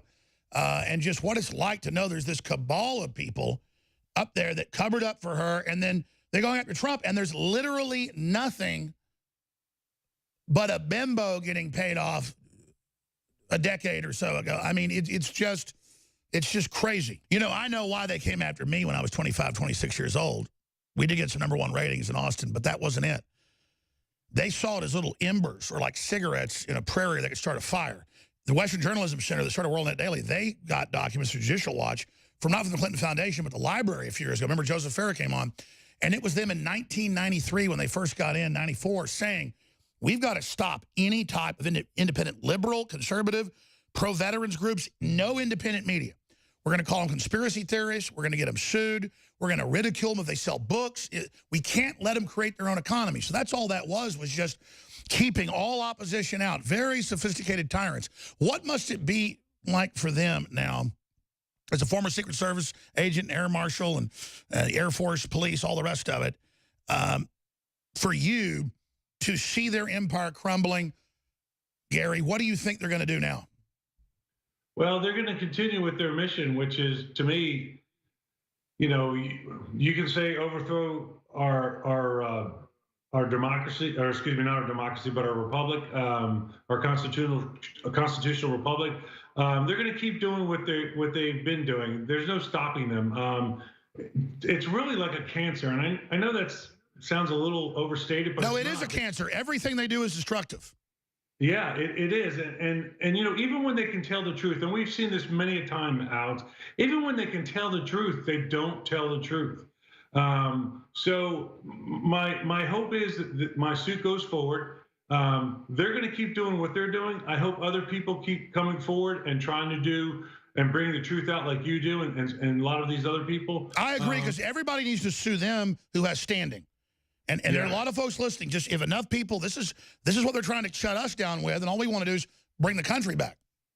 Right, exactly. And everything, you watch what they try to do. They fund anything that's negative about the Second Amendment, the First Amendment. They're trying to destroy our ability to not only voice our opinion, but physically protect ourselves.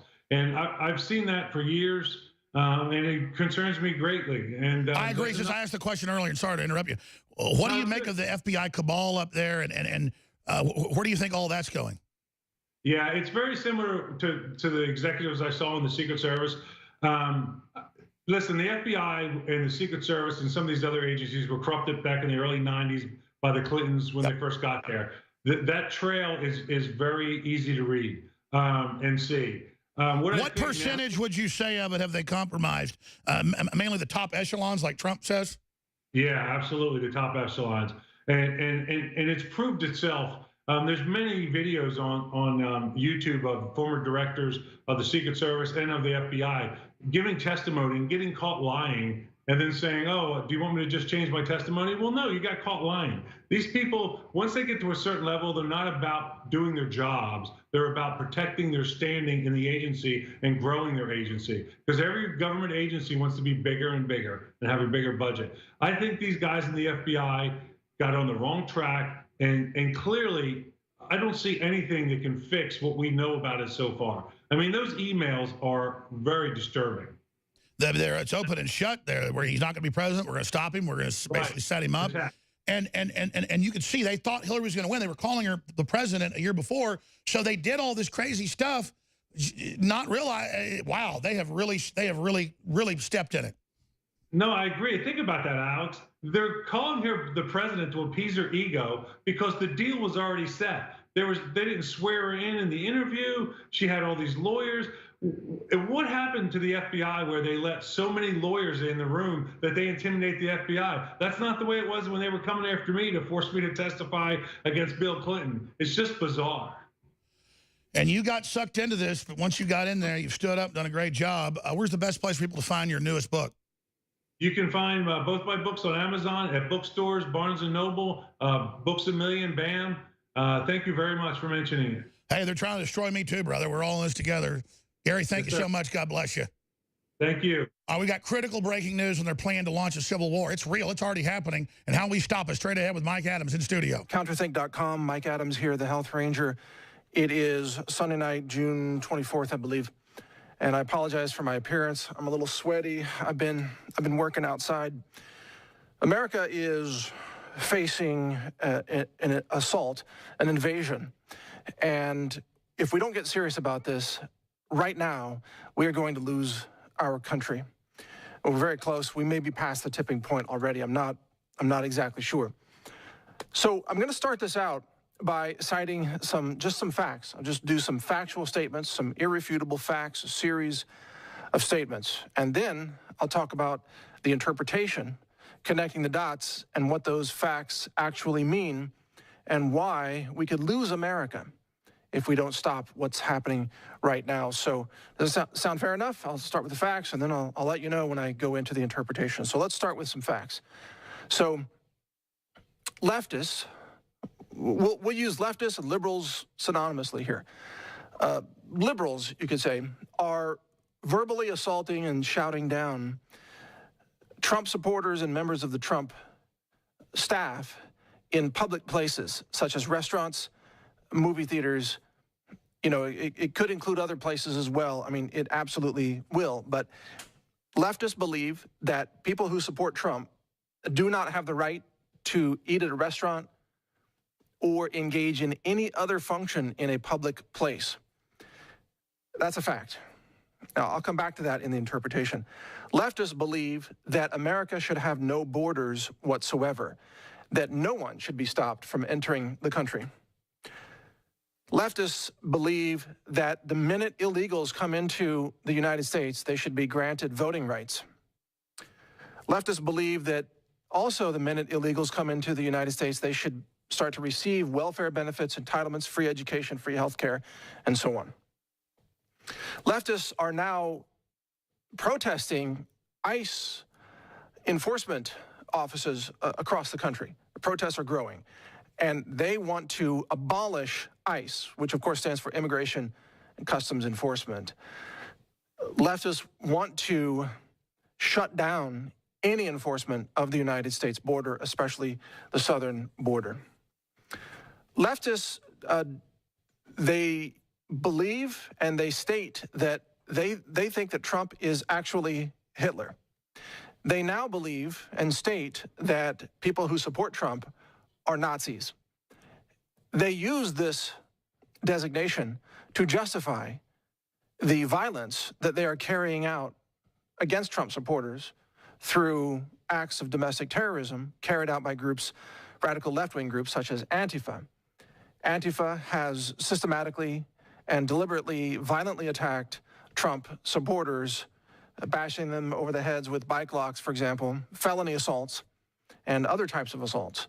Again, these are straight facts. This is not interpretation yet. These are things that are happening in America. Fact, the left-wing media is complicit in whipping up mass hysteria among leftists. Fact, the left-wing media is using fake news photographs in order to accomplish that goal. For example, that screaming, crying 2-year-old migrant girl photo has been revealed as a hoax. She was not separated from her mother. Her family was well off. They actually paid a coyote $6,000 to carry them across the border, to transport them. You know, coyotes are human traffickers.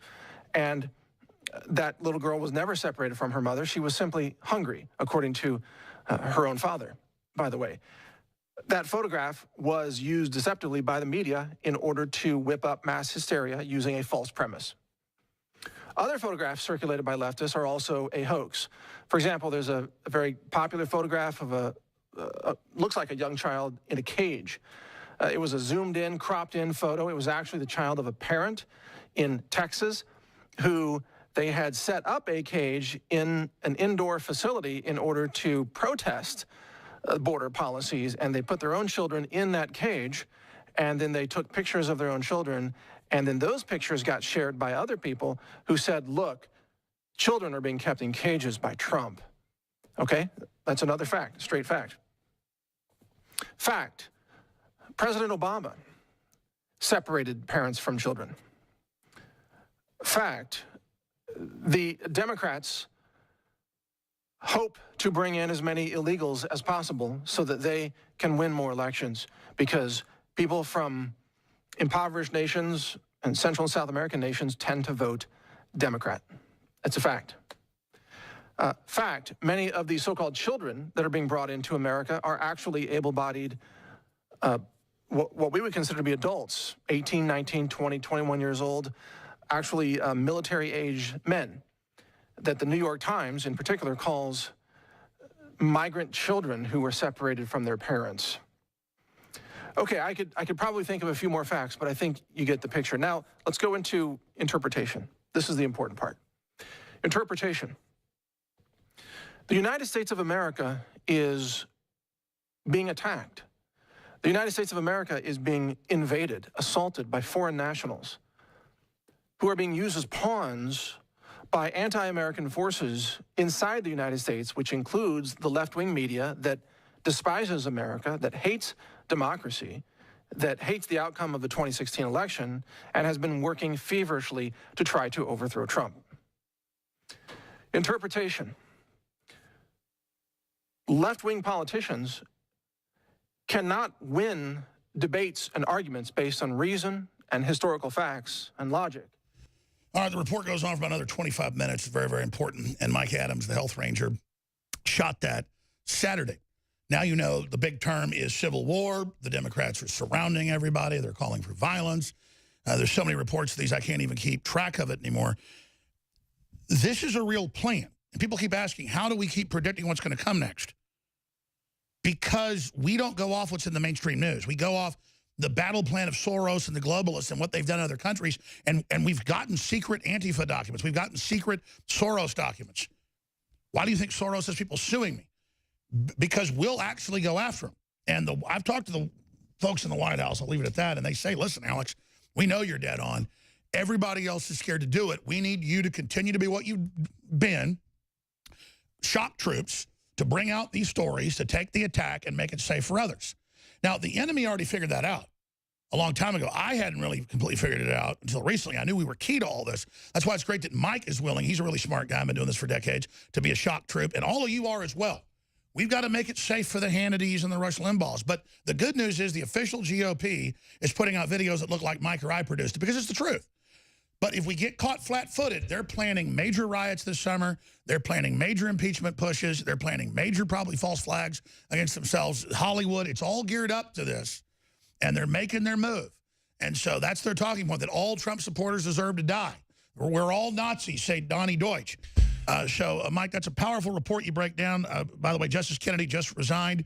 We'll tell you more about that. We told you that last year and this year with Roger Stone, that he'd be gone by the middle of this year. Sure enough, he is. So we'll give you, tomorrow's news today. We already told you that a year ago, so there's no need to cover it. But that's another big win for Trump. He's winning these primaries with the Republicans. Got a few commies getting in New York and stuff, showing the future of the Democratic Party is them being who they say they are, Mike. Well, if I could add to that, Alex, and thank you, by the way, for running that video.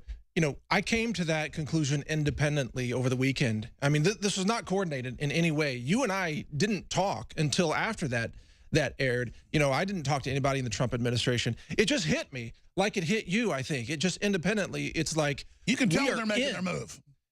The Civil War is here. It's happening. This is a planned invasion, but it's a different kind of warfare. Instead of kinetic warfare, dropping bombs, they're using human shields as a fulcrum in order to commit a kind of warfare that you might call social warfare or socially engineered warfare. Terrorism. It's a different kind of war. And notice they target the infrastructure, the borders, the government to bring it down. And then Bill Maher says, we want to crash America. Yes, exactly. Their plan is now unveiled. The mask is off. no more do they have to pretend that they love America. Until this, everything else has been a beta test. The full assault starts now. America is fighting for its life, and so is the world. Mike Adams is so on top stuff. He sent me a message a few days ago saying, watch out, Antifa is going to be poisoning stuff in the mail with chemicals and with drugs. And then it's in the news, it's on Infowars.com, that people are reportedly putting it on flyers. They think it's a flyer. And then describe what the Chinese opioid is? Well, it's called fentanyl, and they use it now to augment opioid drugs. And fentanyl can be ordered via the mail. It's shipped in via U.S. mail from China. And fentanyl is a contact drug / poison where they can put it on something, excuse me, that they know you're going to touch. And if you touch it, you're intoxicated with fentanyl immediately. And they can crank up the potency to levels that make it incredibly toxic. So all of us, whether you're a Trump supporter or a prominent conservative, anybody, even like Sean Hannity should be careful about this as well. But our laboratory can test for over 40,000 chemicals. So, like I said, Alex, if there's something suspicious, we can call you, we can get it to you. Exactly. We use a mass spec system. We can scan for any of those drugs. Now it's done. I have been so obsessed with covering the news today that I plugged one time in the first hour, and I've been doing this so much that we won't be here if I don't start plugging in, if listeners don't start buying the products. And I want to thank you all for your support in the past. It's just that we have 50% off on our fluoride-free Super Blue toothpaste fortified with colloidal silver and iodine for adults and children, 2 different types, then 3 different sizes of immune gargle that you can gargle with, brush your teeth, and then even swallow some. It's registered as a supplement. It's amazing. It's a great compliment to the X2. It's all 50% off, whether it's the mouthwash, the immune gargle, the Super Blue toothpaste for adults and children. 50% off right now. You save $100 off the already super low price, high quality Alexa Pure Breeze air purification systems. The comparable models are $500. They just mark it up and rip you off. It's amazing. So it's a great 4-stage filter, ion filter, you name it, for your house. InfoWarsStore.com is the umbrella site. InfoWarsLife.com is a sub-site. And I'm not complaining. It's my fault. I could even take some sponsors and do some stuff. I get so focused on news and production and fighting Soros and the censors that I don't get around to plugging here. But here's the deal. And this is what I'm talking to you about, Mike, is offensively. If people just know that you're going to get criticized sharing InfoWars links or News Wars links or natural news links, they admit they're doing shadow banning. So what? It isn't about getting patted on the head by globalists. It's a total revolution on Twitter, on Facebook, on YouTube. Like, what do you think of this information? Or that's how you keep reaching people, because we have to continue to raise the alarm to the general public that is on the fence, because we're beginning to win. All the numbers show minorities, women, rallies Trump's having. They're questioning folks, and 60 to 70% are Democrats and minorities. This is really scaring the globalists. So we're about to go over the top on all this. There'll still be some major fights ahead, but now is the time for financial support. But more importantly, telling people about newswars.com or prisonplanet.com or naturalnews.com. And we're going to do like Mike's done and start dozens and dozens of other sites to get around some of the censors with keywords. But this is a war, and the president is getting briefed on Google censorship, on Twitter, on Facebook, on Amazon, and so he's trying to codify a plan for trust busting on that. I can tell you that I was asked by high-level folks what I thought was front and center, and then I briefed them on this, and I told them you should be briefed by your new head of the campaign. He's an expert on it. And they said, oh, we do understand that. And so just like Trump's main mission is to turn the economy on, stabilize things, and then he's ready to move against the enemy. Well, they know that. Mueller's speeding up the investigation when he said it would last years, because they know there's nothing. They're closing their timetable to 2018. They're making their move. And Roger Stone's never been wrong. He agrees with me that if they can't get impeachment going, or they think they're going to lose 2018, they're going to try to kill the president. They're going to try to have a bunch of civil unrest going on while that's happening, because people just say, oh, you're against the police, you're against the government, you're anti-government. No, I was against the globalist Southern Poverty Law Center, ADL, UN, now officially trying to take over the police, the military, our culture. They're failing. Turned out our outreach to the military, your outreach, all of you's outreach, Ron Paul's outreach, but mainly the globalists coming in and briefing them that the UN's going to take over America and gun owners are banned. What is the UN and ADL and Southern Poverty Law Center think was going to happen when they heard me on the radio saying this is going on for over a decade, And then Obama gets in and they start saying Christians and gun owners and veterans are the enemy. The UN will run police departments. Families are bad. World government is good. Communism is good.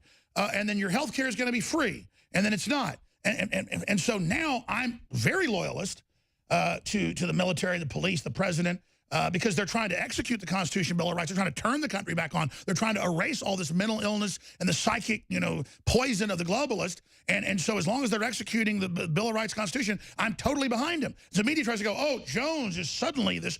No, I knew what Trump was doing. I got on board early. I want to change the world. And now worldwide globalism's in trouble. Worldwide, we're winning. So this is my point, Mike. I want to hear your take on this. 1776 worldwide. It's not that America is going to be out there militarily running things. It's that America, ideas, renaissance, the world's hungry. America helping to create a new global coalition of people that are capitalists, that are free market, that want to work together, peer-to-peer, nation-to-nation, not centralized through the UN and the globalist. The comeback of the free market, the comeback of Americana globally. I believe July 4, 2018 is the demarcation line of the globalists launching their attempted overthrow of our move to fix things peacefully. We have to recognize it as July 4th, number 2, second American Revolution, this time global, because all the pieces are now converging perfectly on the date. It is the date that we have to declare the second American Revolution worldwide for freedom against collectivism, the globalists, the corrupt crony capitalist billionaires. Those are suppressing technology, suppressing medicine, suppressing all these, suppressing humanity. This, I can feel it. This is it, and the enemy sees it as that as well. I predict they're going to pull stuff on the 4th of July. I'm telling you, we are entering a magic moment 242 years later. Mike Adams. And I think what you are doing here is a microcosm, really, of exactly how we rebuild America. I mean, you think about your revenue sources here, InfoWars store. What are you selling? Products that awaken people's minds, cognitive enhancement products, health enhancing products. What funds the mainstream media, legacy media?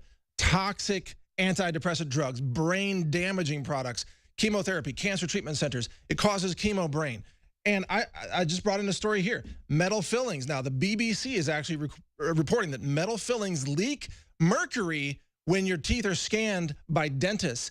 So the mass poisoning of the American people is happening through left-wing media. It's happening through chemicals. It's happening through heavy metals, through modern dentistry. They're targeting our children? Yes. See, it's the mass poisoning of America. They despise America. They want to bring it down. And as you said, there is now an awakening like you and I have never seen. I mean, your message actually hasn't changed. You've evolved, but you're consistent with pro-liberty, pro-individual rights. And yet now suddenly I see the independent media waking up like never before. It's turning, but the enemy is now going to go for broke, and they're going to compress the next 10 years of their plan into the next 6 months. That's right. That's right. And by the way, I think that Maxine Waters, they're trying to shut her down so rapidly because she is voicing what all of the leftists are thinking, but they are too cautious to say it publicly. Maxine Waters is what happens when you tear the mask off of leftists and their authoritarian tyranny comes out.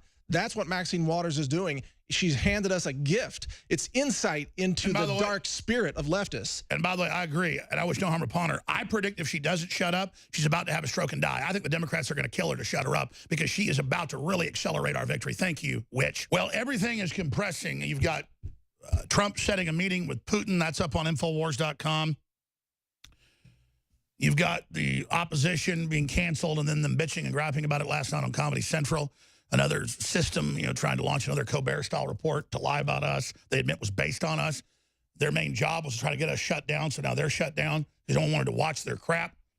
That's coming up in the next segment. But I meant to even start the show with something, but now I can't find it in my stack. It's just an incredible article where John McCain was quarterbacking. This has now come out via Judicial Watch documents. Was quarterbacking and running an entire operation. There it is. McCain's subcommittee staff director urged IRS to target conservative groups and, quote, bankrupt them. So I've got it in my stack if you guys can reprint that.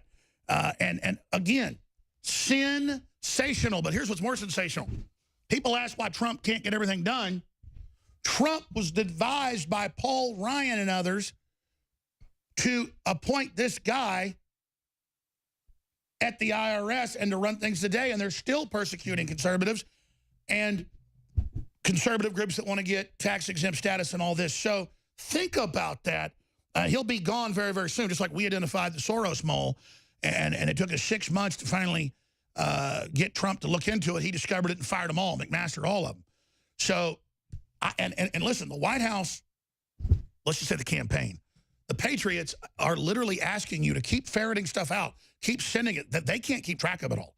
He's got tens of thousands of people under him just in the first level. And they come in just like McCabe came in and said, sir, I'm loyal. I agree you've been persecuted. We're gonna and he was the guy who was running the fake conspiracy. So it's just incredible that this is going on, Mike Adams. Well, the deep state swamp, the draining that swamp needs to, of course, accelerate. But I think right now, before the midterm elections, Trump has to be cautious because Trump is winning right now the midterm elections in essence because of the unhinged nature of the left. We don't want to disturb that. You know, Trump doesn't want to come out and, let's say, start issuing 200 arrest warrants for deep state operatives who need to be arrested, treasonous operators inside every level of the DOJ, some in the FBI, some in the State Department, and so on. But you want to wait on that, I think, until after the midterm elections because you don't want to give Democrats a chance to change the traction, to change the momentum. Right now, Democrats are losing big time because they're insane. And they're, you know, Maxine Waters, again, is a gift to the GOP. I hope she goes out there and opens her mouth and keeps screaming and shouting and calling for violence and inciting mobs right now because that is what the left actually wants. She's putting a voice to it, and the reaction is going to be a red wave in the midterms, not a blue wave. So right now, I would say Trump is probably, my guess is he's probably being very cautious, watching and waiting. But after the midterms, once we have at least holding on to the House, holding on to the Senate, Trump is going to be on fire and unleashed. That's my prediction, Alex. That's the word, too.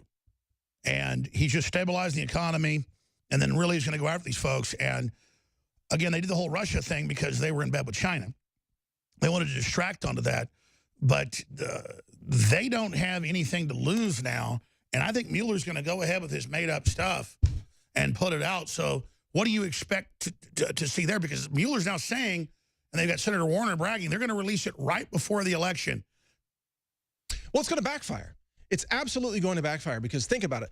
The vast majority of Americans no longer trust the media. I think a recent poll just came out that showed that the majority of Americans believe that the media is deliberately publishing and spreading fake news, that they know it's fake. Oh, yeah. I've gotten more support just on the street and people since the media puts all these hoaxes out about me and these fake lawsuits. People go, Alex, we know that's not true. And when we really knew you were good was when they all really came after you like this. Yeah, exactly. It all backfires in their face because they no longer have the moral high ground. They no longer are trusted. I mean, how many times have they come out with something like that hoaxed staged photo that became, you know, the little girl was never taken from her parents. Time magazine, right, exactly. And now, you know, the truth comes out. Time magazine is too late. They didn't vet the photo. They published it. They can't go back in time and remove that from the magazine cover. When I saw Tom Arnold go, I met with Trump's lawyer and he's going to spill the beans with me together. He's got all the criminal proof. Yeah. I knew it'd be a selfie in a hotel, 20 seconds. Yeah. But I knew instantly because it's Tom Arnold. I mean, these people are just lying scum. Well, the other thing, Alex, let's think about this. They are actually not very intelligent either. I'm talking about these deranged, unhinged leftists. All they have left is crying, screaming, blaming, and violently attacking because they're animalistic. They've lost the higher brain function. Think about it. They're watching CNN and buying pharmaceuticals and poisoning their brains. Your viewers are going to InfoWars store. They're buying cognitive enhancing supporting products. I know I mentioned this before, but it's worth mentioning. Everything you're getting more intelligent. Wants to abort everybody's babies. They want everybody on psychotropics. They want more nuclear reactors. That's the new leftist thing. It's bizarre. They flipped. And then meanwhile, they want to shut down supplements. And they say, I'm bad to say filter water. You're absolutely right. And then they want to firebomb Steven Crowder. He talks to like 20 liberals, and they go, yeah, we do. Well, you know, that's okay. See, Steven Crowder's a smart guy. But if you dump gasoline on them and lit them, right. I would never do that. But I mean, it's like they don't even get it. But they're actually, and I mean this in a medical sense, they are stupid. They've lost their higher brain function. Studies show they have lower IQs. They have lower brainstem function, and what they're trying to bring across the border right now, frankly, you know, even though I've lived in South America, I've been a resident of Ecuador before, but what they're trying to bring across is not the best people of Ecuador or the best people of Honduras and so on.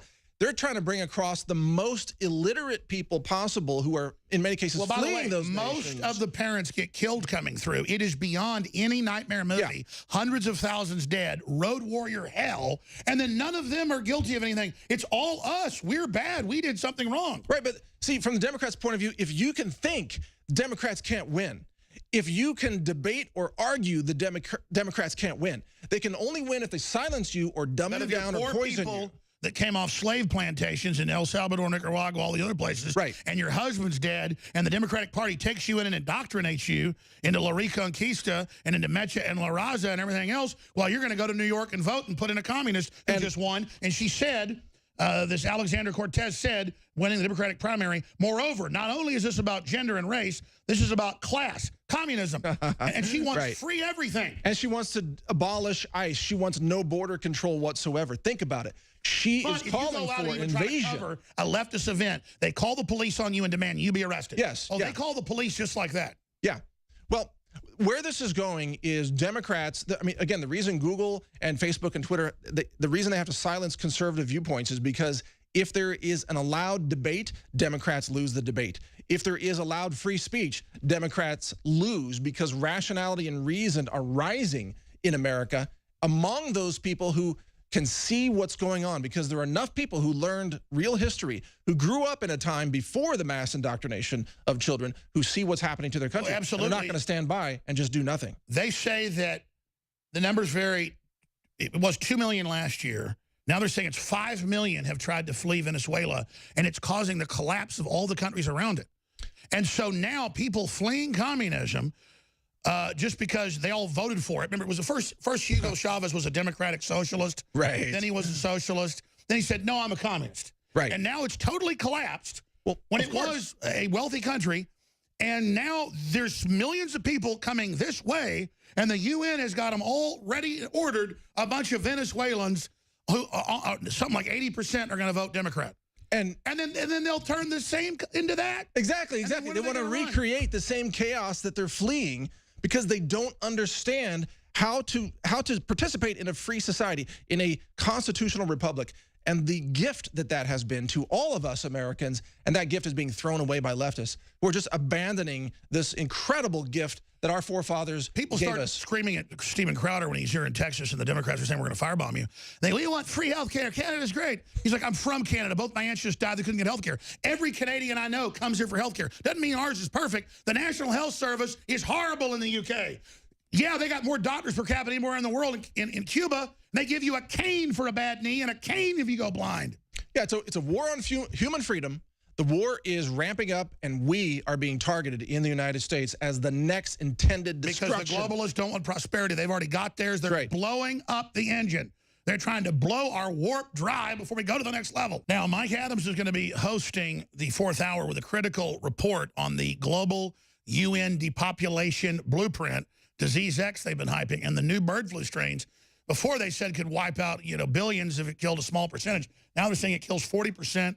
When the number of dead hit like 6,000, we didn't see it in the news anymore a week ago. So Mike's done some research on that. That's coming up in the 4th hour.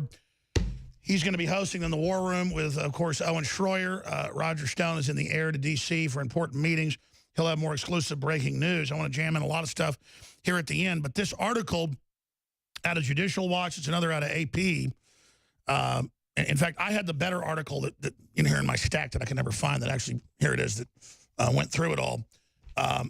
Where you have the former head of McCain's committee, we now learn his head staffer running Lois Lerner and Obama. That's why they called him their president. Remember just last year, Obama and Keene, the former vice presidential candidate Hillary, they called him their president, their leader. Don't forget, McCain staffer was also delivering the dossier to the FBI. Exactly. So really, he's at the highest levels, right up there with Hillary. Now karmically dying of a brain tumor. Reportedly, he's pretty much gone to die any day. But if you look at this, they've released it, and then Trump didn't even know. Kerner was appointed by President Trump as special counsel for the United States Office of the Special Counsel. So think about that. They have got this mole that he didn't know about, just like he didn't know about McCabe. being put in a key position. And thank God Judicial Watch got this information. I keep going back to, we were talking about the White House and the campaign. The campaign is headed up by a guy that's a technology and internet expert. The former head of their internet operations is now the head of the campaign. They all know what's going on. The problem is the president's blocked at every level by deep staters, and he doesn't fully understand the internet, but he knows censorship is going on. That's why he gives more speeches and goes out more. It's why he's campaigning to get around that. But he also understands that it's the memes and everything that the EU is trying to ban that magnify and that the machines have trouble censoring. And so they're crippling the internet. They're crippling Hollywood. They're crippling the NFL to try to censor everybody. It's made everybody turn off to them, but they don't care because it's ahead of this big leftist hunt. Documents are out. They call attacking Republicans and patriots and libertarians and nationalists, they call it the hunt. So they got their fake Purge movie about the KKK hunting black people in army uniforms. That's the, out there to foment stuff. But the real hunt is going on as Democrats openly announce they're planning to get violent. So the question is, it's up to us to get the news to Trump how the shadow bans are working. And he needs to move towards antitrust against these guys. What else does he do? You're a technologist. The purge is accelerating at every level, especially on Facebook. They've been purging even natural health and natural medicine websites in addition to political websites or just conservative personalities. Now, this is so dangerous. It's fascinating that the left calls Trump supporters Nazis, and yet one of the key elements of the Nazi regime, the Third Reich, was control over information and propaganda, Joseph Goebbels. And Facebook is following in the footsteps of Goebbels, because what Facebook is doing is trying to now control the definition of what news is real. And even the New York Times, Alex, in an op-ed just a couple of days ago, said that this is dangerous for democracy. When the New York Times attacks Facebook, you know Facebook also has the deep end. Exactly. They decide what political group or sexual preference you are by spying on you with an algorithm. Yes. And so it says conservative, libertarian, alt-right, whatever right. Well, the thing is now, what Facebook and Google and YouTube are doing, YouTube, I mean, I'm still banned on YouTube, by the way, my entire account, and many others. What they're doing is saying that if you have a pro-America viewpoint, that you have no right to participate in public debate whatsoever. This is the same thing that the Red Hen restaurant was doing, saying, Sarah Sanders, you can't eat at our restaurant. And it's beyond public shaming. It's putting you in an electronic and now physical gulag to shut you down.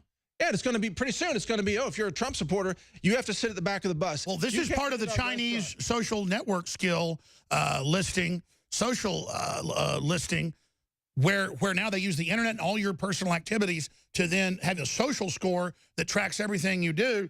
And again, that's what the Nazis did. They made you wear a pink triangle. They made you wear a yellow star. But this is literally happening and then being shared by them in real time to target you. And Mark Zuckerberg has modeled Facebook after communist China's Great Wall of the internet. Remember, Zuckerberg actually, he speaks Mandarin Chinese. Nothing wrong with that. I speak Chinese too. But he admires communist Chinese ideals. And China required Facebook, to make changes, and other tech giants like Google to make changes in order to censor the truth about everything from Tiananmen Square to the Falun Gong meditation group in China that's used. They're arrested for organ harvesting, by the way, in China.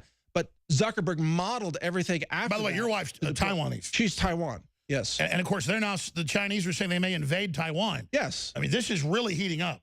Well, absolutely. This is why the United States military has been running some aircraft carriers, I believe, or other ships, naval ships in that area to try to warn off. And isn't it classic that he's worth 80-something bill, has his money offshore, pays almost no taxes, is married to a Chinese communist, and says that if you make $50,000 a year, you're bad.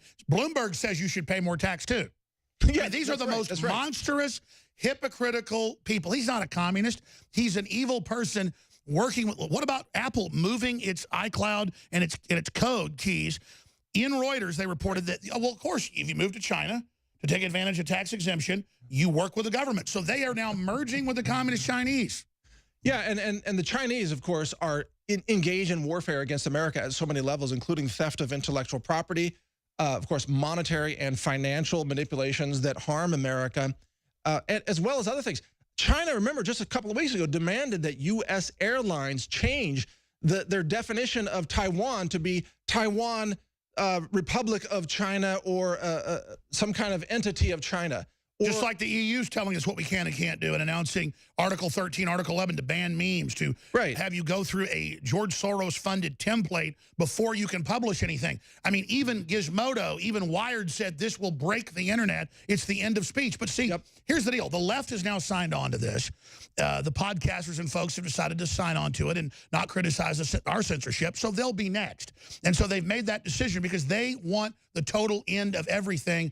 This is an authoritarian takeover move. They've decided no freedom can be allowed. So all you so-called liberals, all you so-called establishment types and academics that went and got the 3 or 4 degrees and can't get a job and, you know, your promise, your utopia if Hillary got in, you were all conned.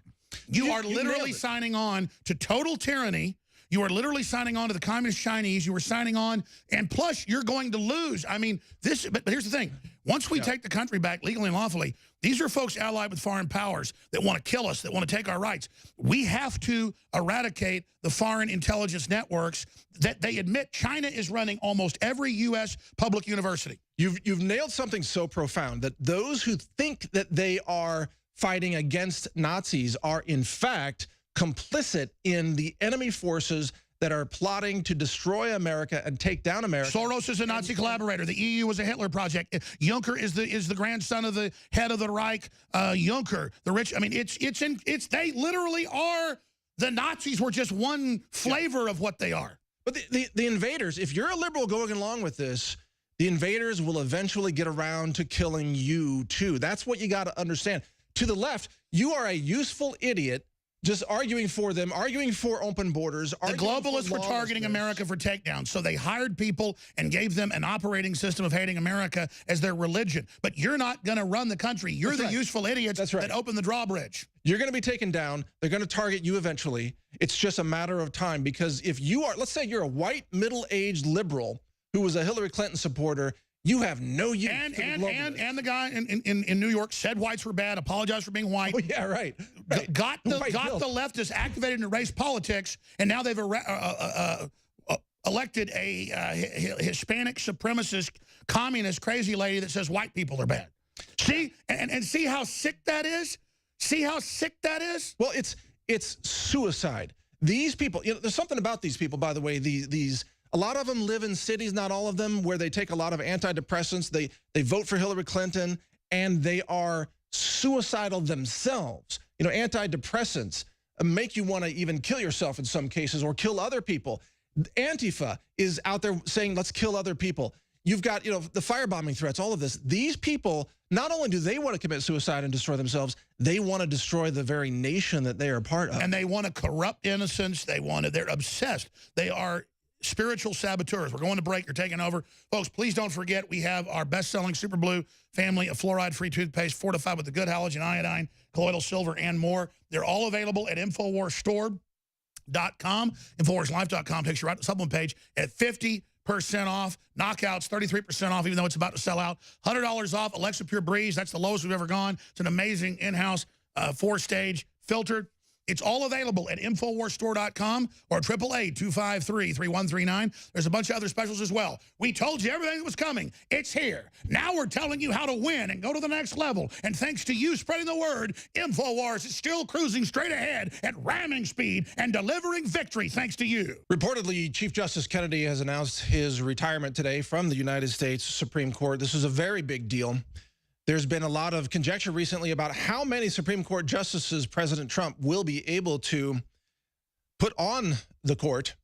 And this alone is worth everything that it took to get Trump elected to the White House. Because can you imagine?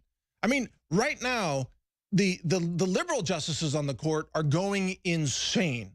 They've been going insane lately. You know, Kagan and Sotomayor, if I'm pronouncing that correctly, they have been ranting with insanity about losing these decisions, such as the union dues, the mandatory fees decision, which I think came down this morning, and other decisions in recent days. I mean, you talk about winning. President Trump is winning day after day after day because of these typically 5-4 decisions on the Supreme Court because of Neil Gorsuch being there. Well, now imagine if those 5-4 decisions can become 6-3 decisions or 7-2 decisions by 2018 or 2019. I mean, Kennedy retiring now, You know, sometimes his decisions go either way. He's sometimes considered middle of the road depending on the topic.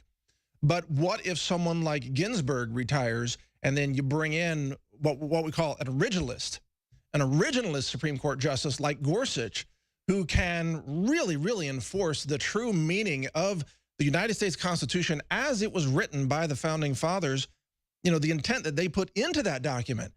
We could protect the basic rights of this nation, including the Second Amendment, for a generation to come. But then you always have to think, well, what if they start assassinating these people? Because we're in open warfare, it seems like right now. The left is willing to murder people. They're calling for the killing of people.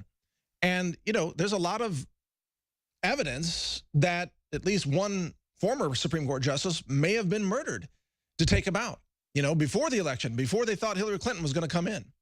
And this is a very serious issue. But if you are watching what's happening in our country right now and not looking at the mainstream media because they're lying to you every day, what's happening right now is the Supreme Court is being slowly but meticulously moved into a pro-Constitution stance.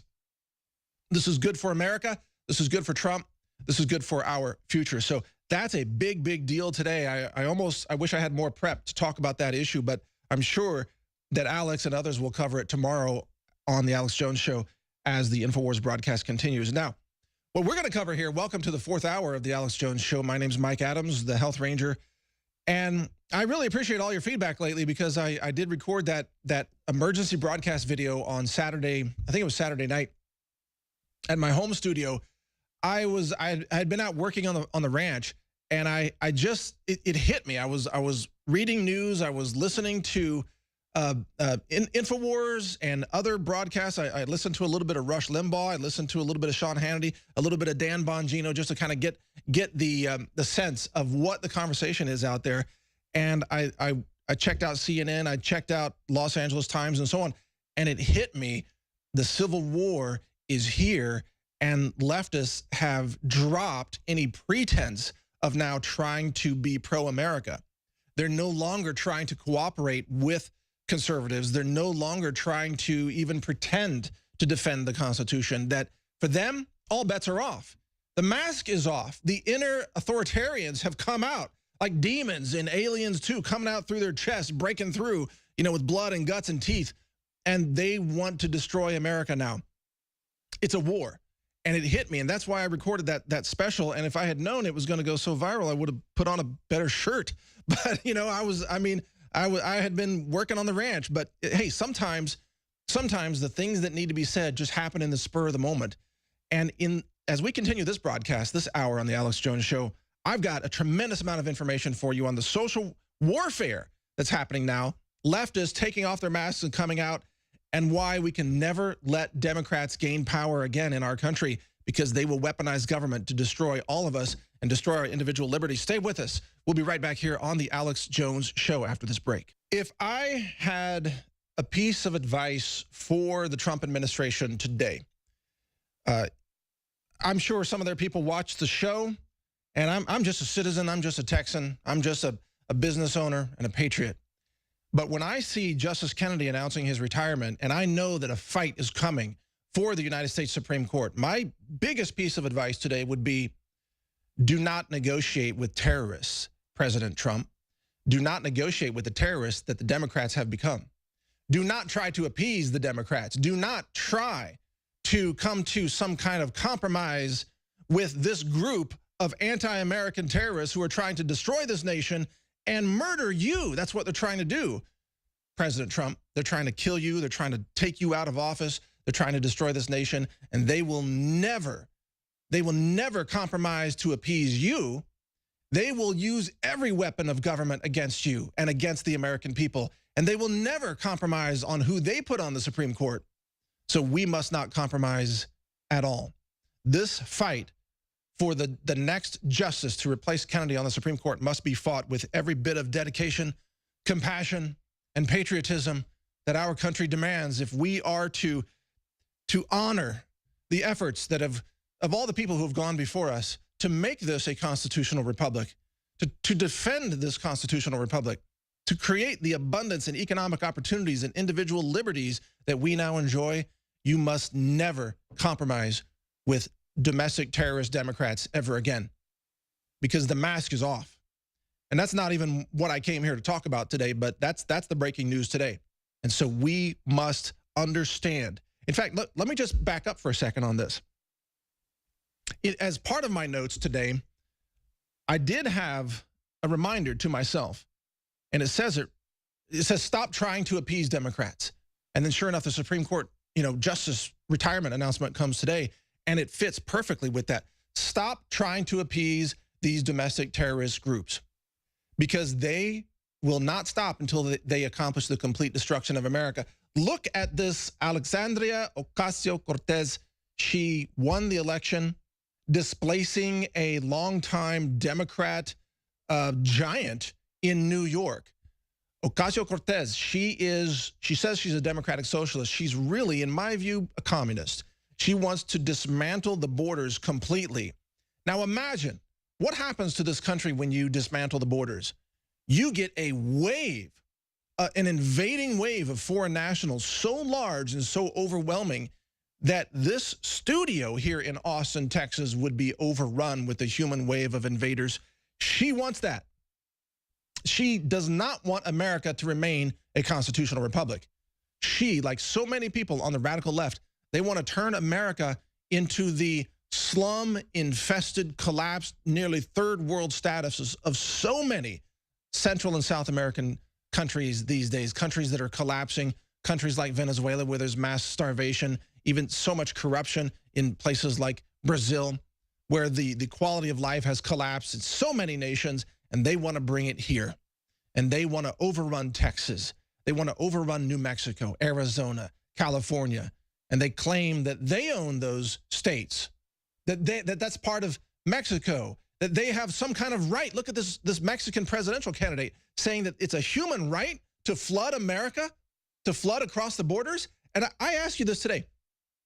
Every nation, even leftists, will argue that Mexico has the right to enforce its borders. Even leftists will argue that Canada has the right to enforce its borders, or that other nations, let's say France, for example, has the right to enforce its borders. The very definition of a nation is a political entity with a unique culture, a unique set of laws, and a border. If you don't protect your border, you don't have a nation. So protecting your border is absolutely critical to the very identity of a nation, the very existence of your nation. You protect your border. And I agree with what President Trump said the other day. He said, our border policy should be, you simply can't come in if you're an illegal invader. Now, we welcome legal immigration, and that's a very important point to remember.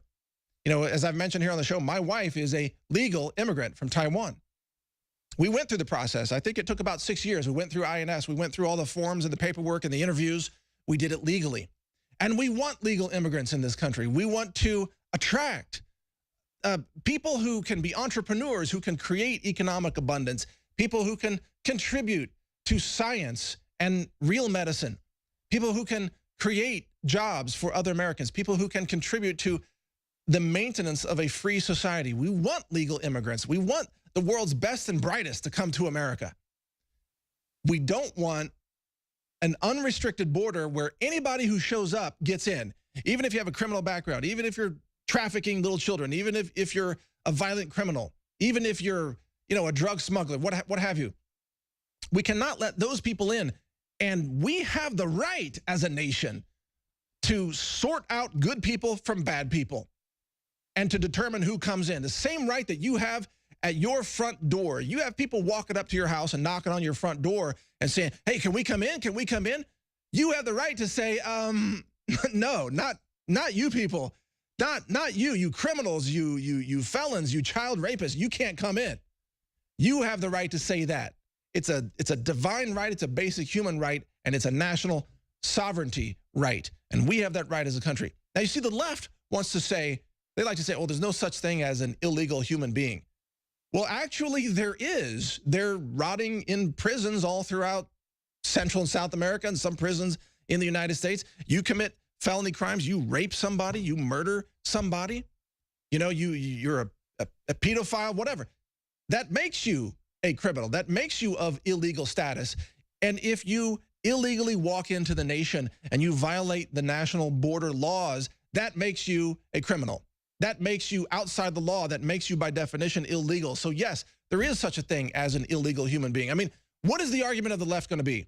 That there should be no prisons, that there should be no laws because leftists who want to run drugs and smuggle humans and commit rape and murder should be allowed to do so without any restrictions whatsoever? I mean, haven't they actually started to do that with sanctuary cities? Think about it. A sanctuary city is a place where illegality is protected by the local bureaucrats who are working in conspiracy with lawlessness. That they are rejecting the very rule of law upon which modern human civilization is based. If you want a civil society, you must reject leftists right now with all of your passion and at every election, because they want to overrun America. And this, again, what's her name? Ocasio-Cortez. Her victory in New York is, in one sense, it's a warning sign that the left is going totally radical, that the left is going, communist. But it's also, in a sense, a good sign because now the pretending is over.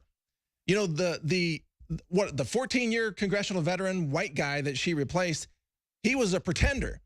He would pretend to be pro-America while voting against America. He would pretend to talk about how great America is and protecting the Constitution, and cooperating with people.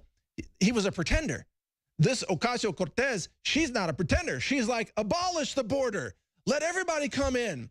Free housing for everyone. Government jobs guaranteed for everyone. Pure socialism.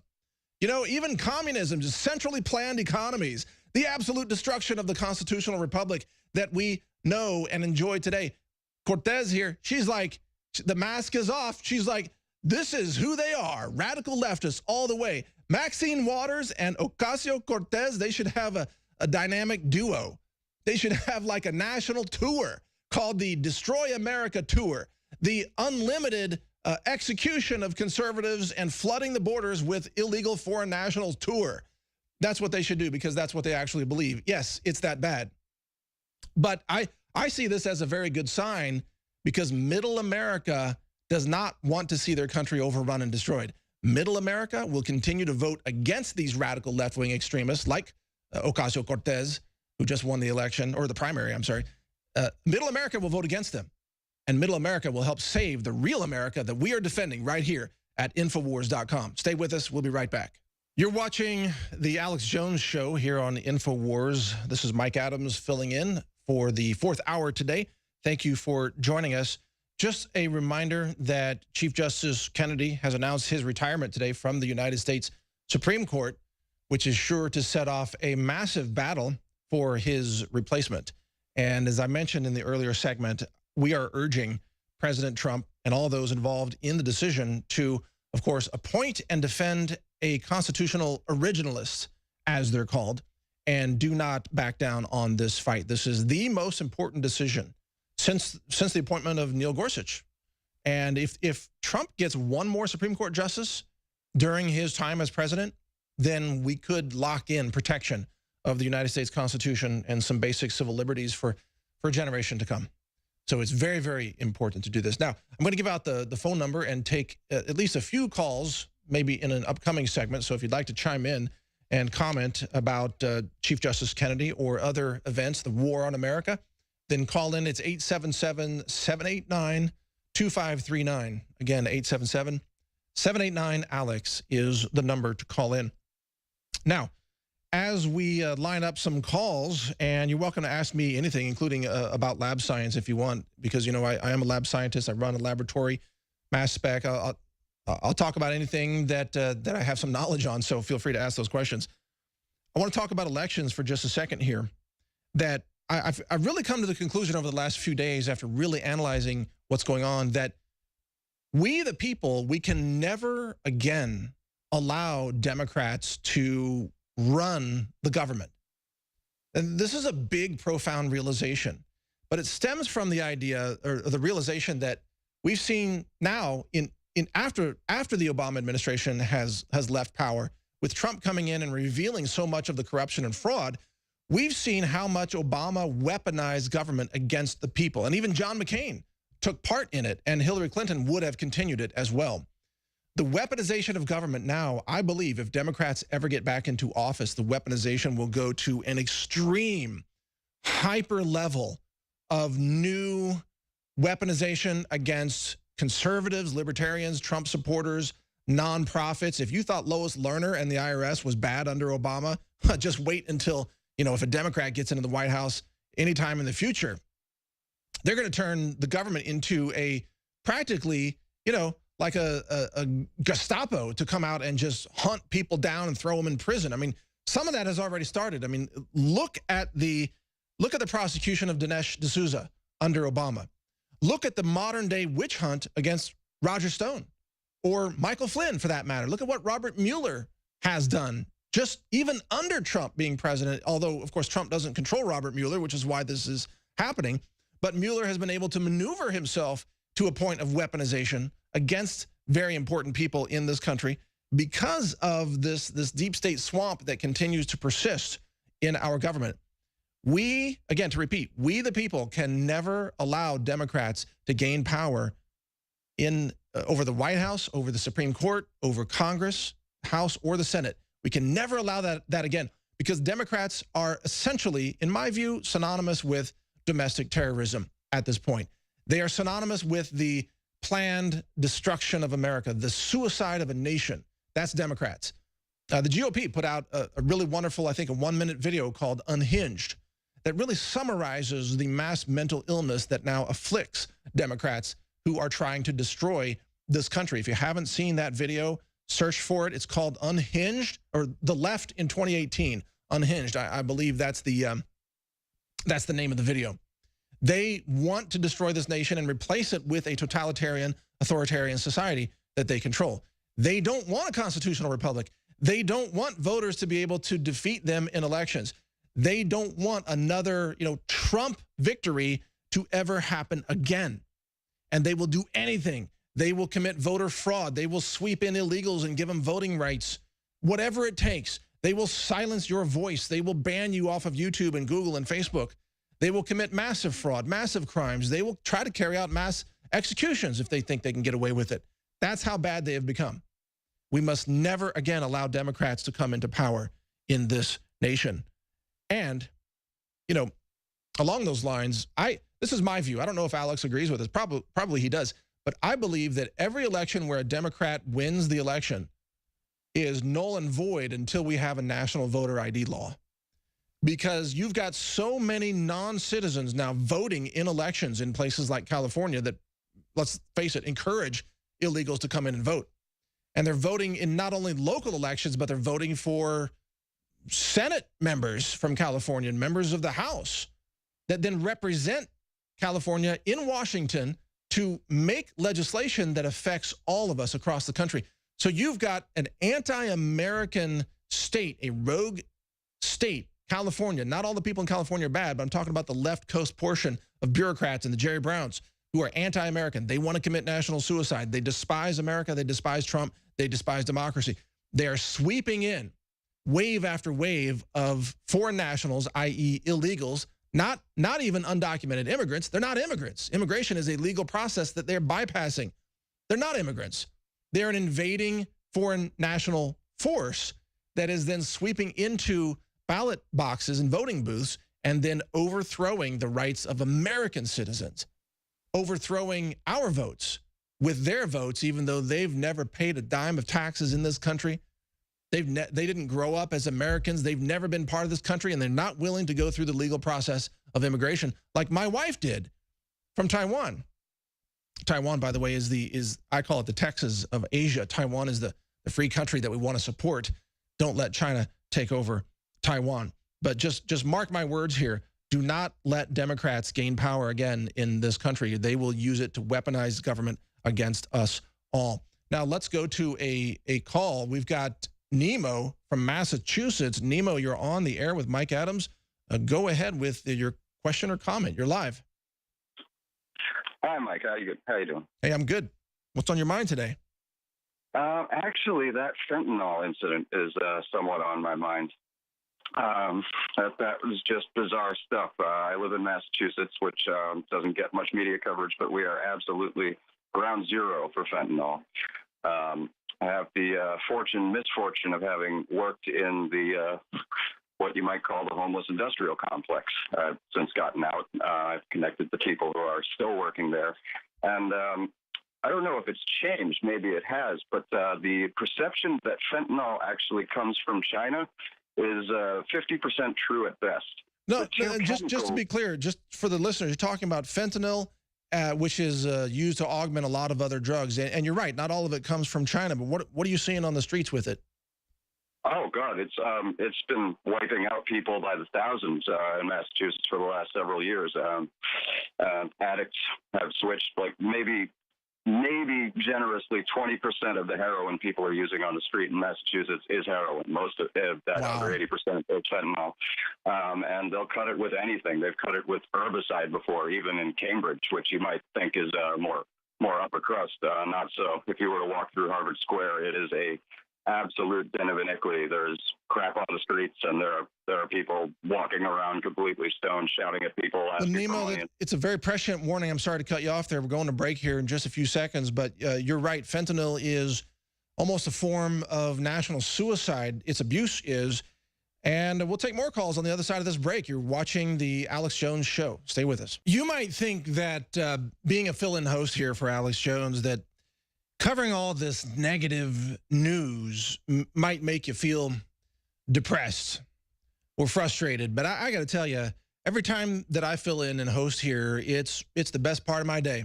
And I leave here energized every time. You know why? Because I have the honor of helping to fight for the future of our free nation, of our constitutional republic. And there is no greater honor, there's no greater contribution that I can make to the future of our world, in my view, than to fighting for liberty and freedom of the individual. And this is the place from which that war is being fought by dedicated patriots and individuals who know their history, who are intelligent, who are, frankly, compassionate, even though we may often sound, frustrated at the attacks on liberty, but we're compassionate about humans and human beings and divine rights and divine liberty. And this is a great honor to be here. So I want to thank you for watching or listening, and it's a great honor to be here every time that I'm here. I'm just going to mention something here. Alex has all his notes here on the desk, and also this is one of the product plugs that I'm just going to read this and make a comment. The Super Blue fluoride-free products, he's got at 50% off now throughout the entire InfoWars store. All the Super Blue products. And that's the mouthwash, the toothpaste, the oral spray, and all those things. But, we publish hundreds of websites, and one of them is, I think, medicine.news. I remember seeing a study recently that talked about the relationship between oral health and frankly, the prevention of heart disease. And I can come on and say that, even though Alex couldn't, because, this is not my company or my organization. But medically, if you go look at the research, you'll find that people who have really toxic bacteria in their mouths, that has been scientifically and medically linked to, of course, an increased risk of heart disease. And now I'm not claiming that any of these products would mitigate that risk. They're not designed to treat or cure any disease. I'm certainly not making that kind of claim. Just saying that you should look at the research, because good oral health is good body health throughout your whole body. And I review, dozens of medical and science headlines every day. Actually, it's a couple hundred. And I see this research out there, so it's worth mentioning, even though I'm not making any disease treatment claims, and I don't have any financial ties to these products. So just passing along some good medical knowledge for you there. Getting to a bigger picture item here now, and we're going to go to some calls in a bit, but I've got something else to say first. I've been thinking about how this civil war is shaping up in America, and I've come to the conclusion that it's going to be a three-front war. So I want to share this with you to get you thinking about how this works and what this might look like, because depending on where you are in America, you're going to be called upon to, I think, fight on a different front to defend America in the coming civil war. And by the way, according to a Rasmussen poll, now 31% of likely U.S. voters believe that there will be a second civil war in the next 5 years. That's a shocking poll, from the point of view of many people who haven't been paying attention to this, but to you and I and Alex and others, we know this is coming. So that's not shocking to us at all. But I see this happening on three fronts.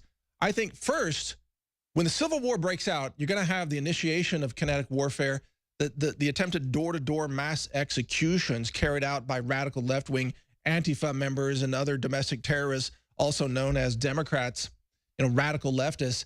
They're going to go door to door. They're going to try to execute all of their political enemies because they haven't been able to shut us all down through censorship. So they're going to try to do it with, machetes and firearms, whatever it takes.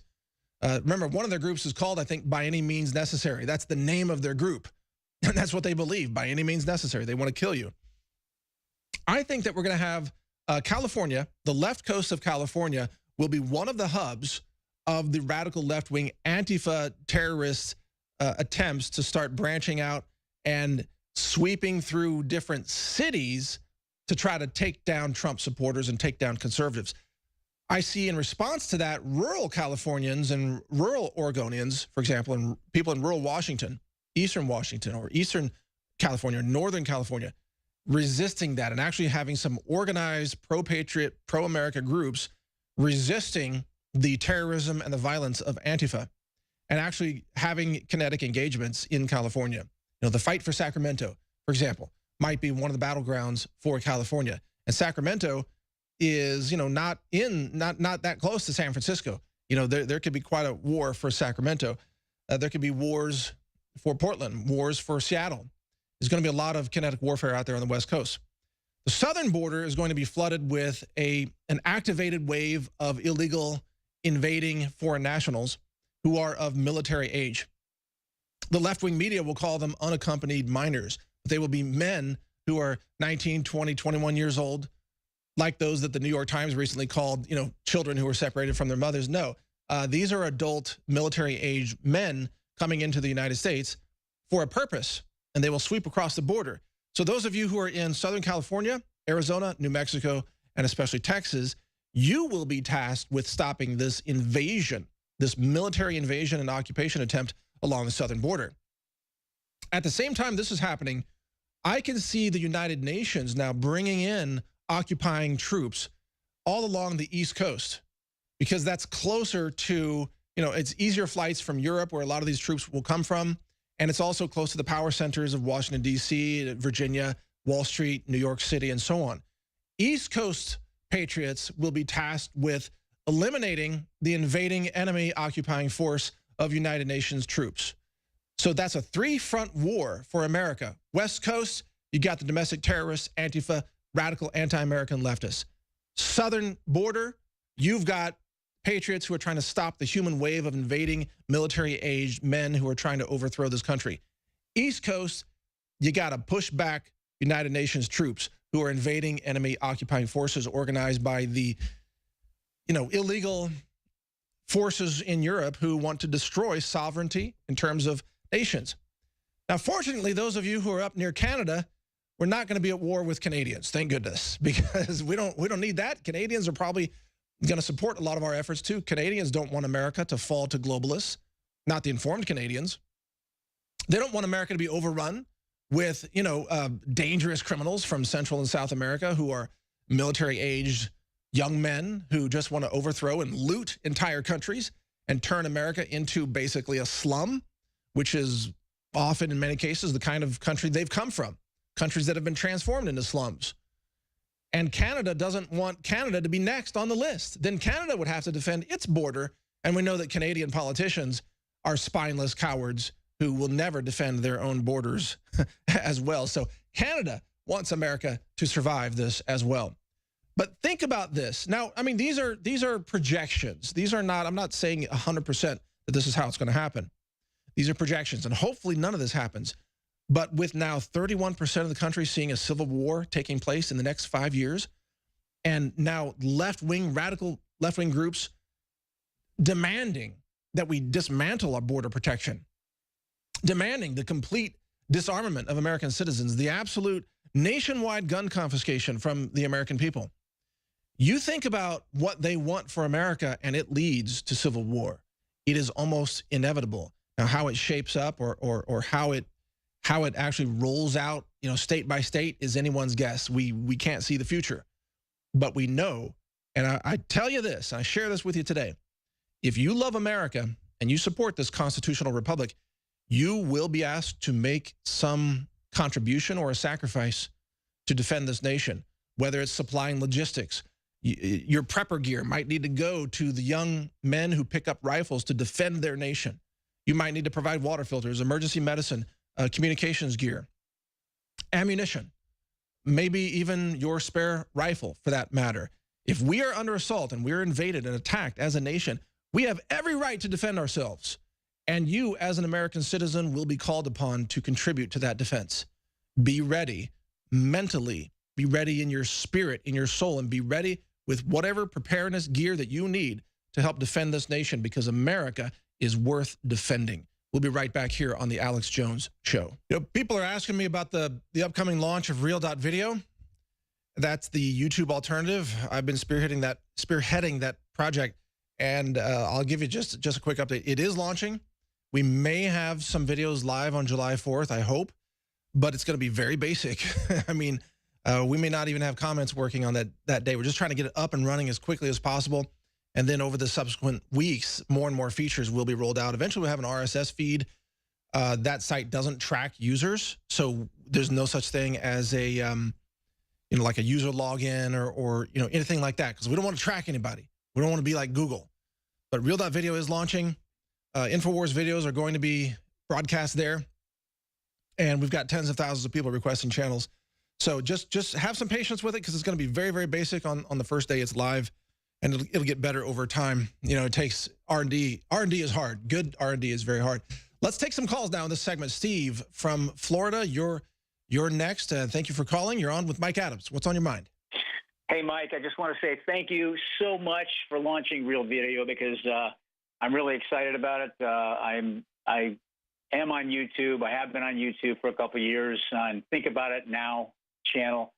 And I've got a couple websites, thinkaboutit.online and thinkaboutit.news. And I'm really excited because I tried a couple other platforms, because what I'm doing is I'm trying to make the break. I'm trying to get off before they shut me off like they did you. Yeah. But I just want to say, thank you so much. You're basically doing the same thing that Alex is doing, only you're filling the other gaps. You're filling the gaps that Alex can't do, doesn't have time to do. And it's huge in this battle, because what we're going to be running into, if we still have internet, will be a complete shutdown. They'll just take us off, because they don't want to hear what we have to say, and they know that we're going to tell people the truth. And I look at all of our channels and all of our activities as an awakening. It's an awakening, trying to awaken the general public to what's really going on. Yeah, well said, Steve. I appreciate your comments, and I hope you create a channel there. And I look forward to featuring your videos there as well. And one thing I should mention, I haven't even mentioned this publicly, but we have a massive editorial team, excuse me, and we're going to be writing articles, for you about your videos, people who have interesting videos, breaking news. We're going to be just automatically writing stories and posting stories about your best videos. It's just a free service. It's a thing that we want to do to publicize your videos. So, Steve, if you got some breaking news, upload it. Our team will see it, and we'll send it over to our writing team, and we'll be posting it. We've got, hundreds of websites, so we're going to be getting news out all over the place. I don't remember YouTube ever helping to promote your video with an article, but we're doing it. So thank you for your call, Steve. I appreciate it. Let's take some more calls.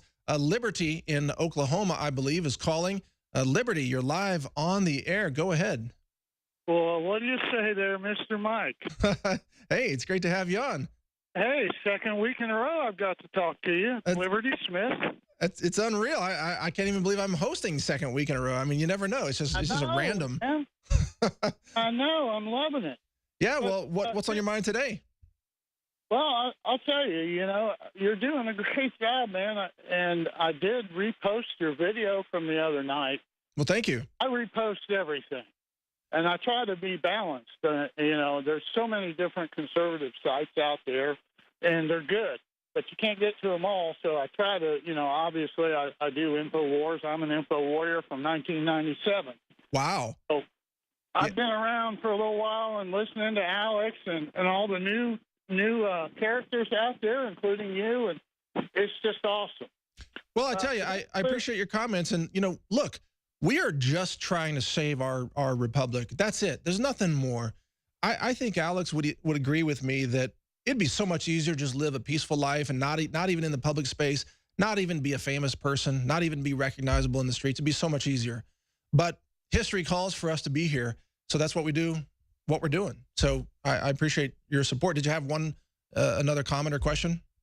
Yes, you know, when I was a kid, you know, I mean, I'm talking the early 70s, like 1969, 1970. Growing up, I always was a constitutionalist-minded kid. You know, why ain't they doing this? And it says this in the Constitution and that in the Constitution. And everybody called me, oh, Bob, because that's my real name. I took on Liberty because I'm a Liberty Smith. You get it? I get it. I like it.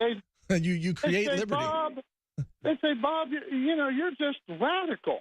What is wrong with you? And now, 50 years later, I'm like, what was wrong with me? Now I see what was wrong with you. Yeah. Well, that's fascinating that you had that perspective as a child. That's very, very unusual. And I appreciate you calling in. Try to call in again next time that I'm hosting as well. But I'm going to go to some other callers. So I appreciate your call, Liberty. Best to you. Keep up the great work. Let's go to another caller, Alex in Michigan. And Alex, go ahead. You're live on the air with Mike Adams. Hello? Yes, you're live. Go ahead. Hello. Hi there, Alex. Hey, what's going on, Mike? Quick plug. The water filter is great at InfoWarsStore.com. I use it to make tea and coffee every day. The Survival Shoot X2 and the Real Red Pill and the turmeric. Great products. I wanted to talk about Disease X. And if you look at Bayer Pharmaceuticals, their involvement in like China, and they also invented heroin, if InfoWarriors didn't know that. And solutions to the problem, I wanted to ask you about what do you think about detox stuff like chlorella and spirulina, cyanobacteria, and zeolites, and also a Garicon mushroom that Paul Stamets has done some great research on. And yeah, what do you think about that? Well, that's a great question. I've done a tremendous amount of research on environmental exposure to toxins, and the simplest answer on what we call detox, the simplest thing that's basically free, is to just consume clean water and breathe clean air, get away from the contamination exposure, and your body will do a lot of natural detox on its own. So clean food, you know, organic food, don't eat the pesticides, don't eat the herbicides, clean water, and so on. You'll detox a lot. Now, you can accelerate the detox with other kinds of nutritional supplements.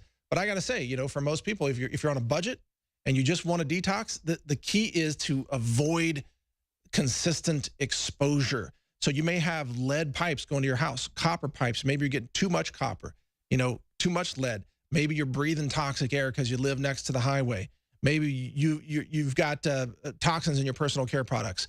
It's about shifting over to clean products, everything in your home, from your toothpaste, you know, to your laundry detergent, everything. Stop putting cologne on your skin unless it's truly natural, essential oils, those kinds of things. Does that make sense? Absolutely. Absolutely, Mike. Yeah, that's my take on it. Any other question? Nope. I just wanted to also say the DARPA labs can't compete with the InfoWarrior citizen scientists just tinkering in their garage and stuff. That's great. You know, real science is logic and reason, and it turns out that pro-America patriots are very strong in the areas of logic and reason. We understand cause and effect. That's what makes us good scientists. So thank you for your call there, Alex. Let's take, who is it? Nelson in Georgia, if I'm reading that correctly. Nelson, did I have your name right? That's correct. I'm Nelson Williams, the singing scientist here in Georgia, and I run the Help Make America Great Again project on Facebook. Fantastic. I run the Help Make America Great Again project on Facebook. Can you hear me? I can hear you just fine. Yep, that sounds exciting. Tell us about it. Yeah, well, the goal of the project is to build state-of-the-art indoor vertical farms on a mass scale to stop the corporations from poisoning every city, and the only way we're going to get our communities back is if we get our health back.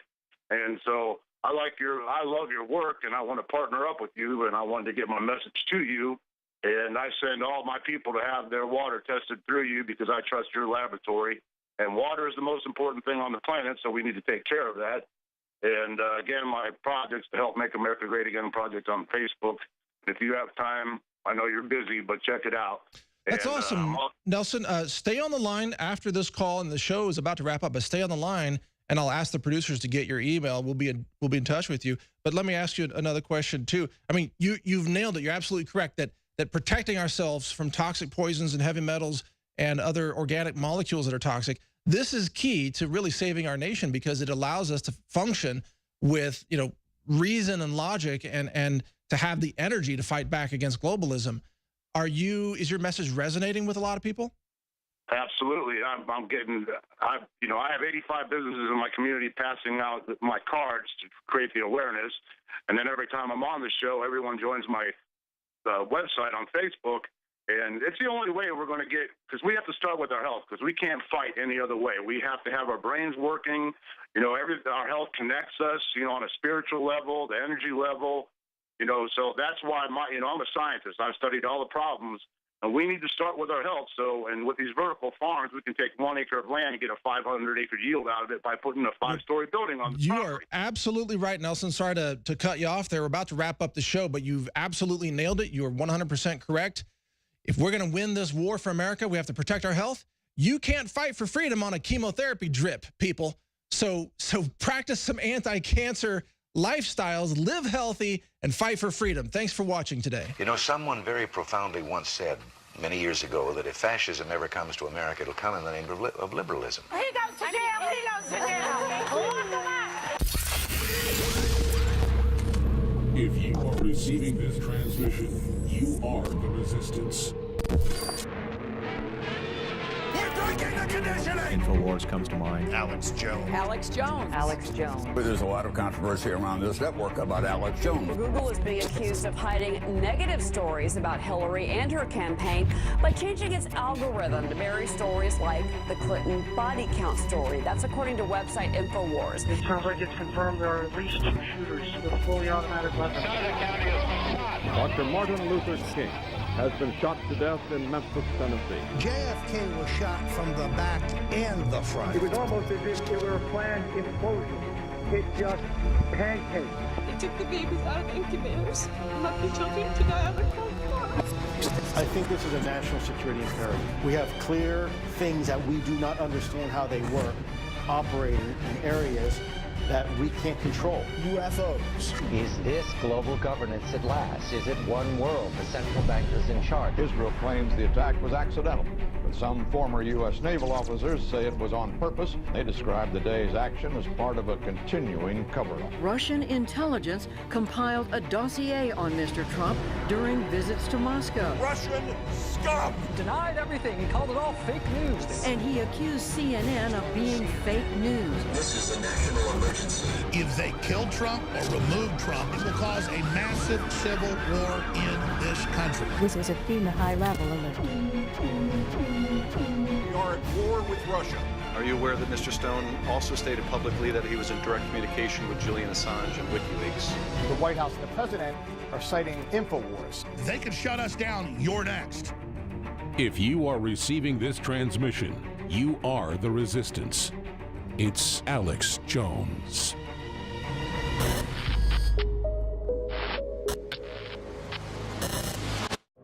A few years ago, ideas that we talked about were thought to be fringe ideas, radical ideas, extremist ideas. Those ideas are now mainstream. I just don't even know why there aren't uprisings all over the country. And if you see anybody from that cabinet in a restaurant, in a department store, at a gasoline station, you get out and you create a crowd.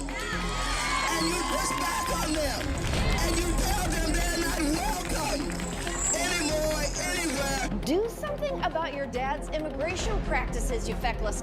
What's Uncle Tom but for white women who disappoint other white women? One way you get rid of Trump is a crashing economy, so please bring on the recession. When was the last time an actor assassinated a president? I have thought an awful lot about blowing up the White House.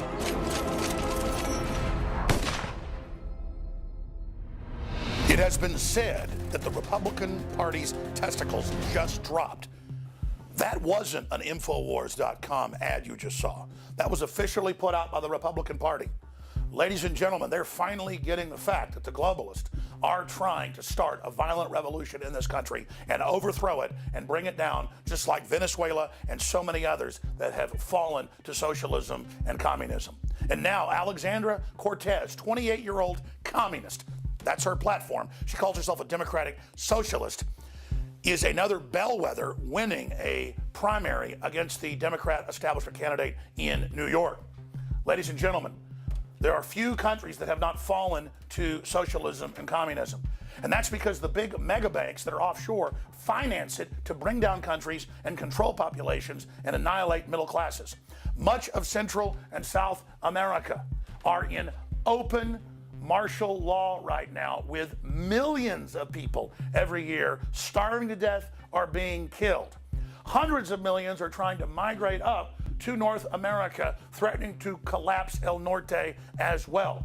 Meanwhile, in Africa, in the Middle East, the UN and the globalists came in and funded the Arab Spring to bring down moderate pro-Western governments, engage in mass murder, and then turn the countries over to jihadis, further collapsing the area, then opening the borders of Europe up for full invasion.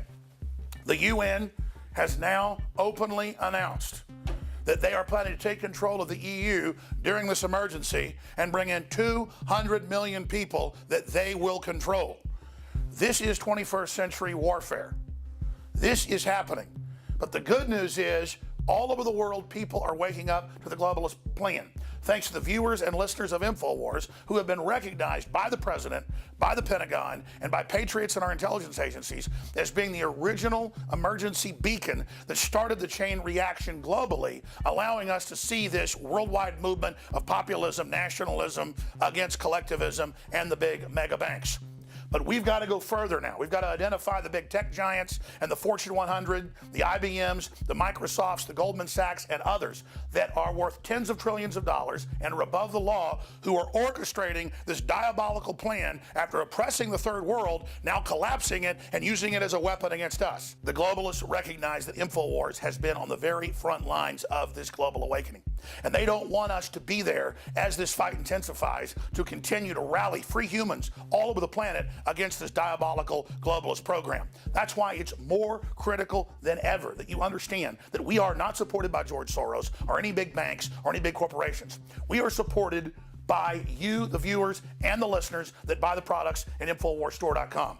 We need to be reprovisioned in this fight. We need to be able to fund our operation.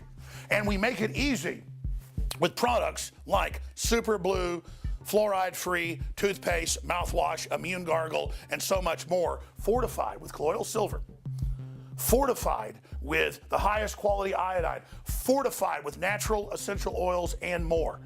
You help your teeth, you help your body, you help your gums, you help your country, you help your planet through free market, free association. The products are 50% off right now, going through our super sale that we're going to have on July 4th. InfoWarsStore.com, InfoWarsLife.com. This is where you finance the second American Revolution, with the United States now attempting to stop the global government empire, attempting to take back control of our destiny on a global scale.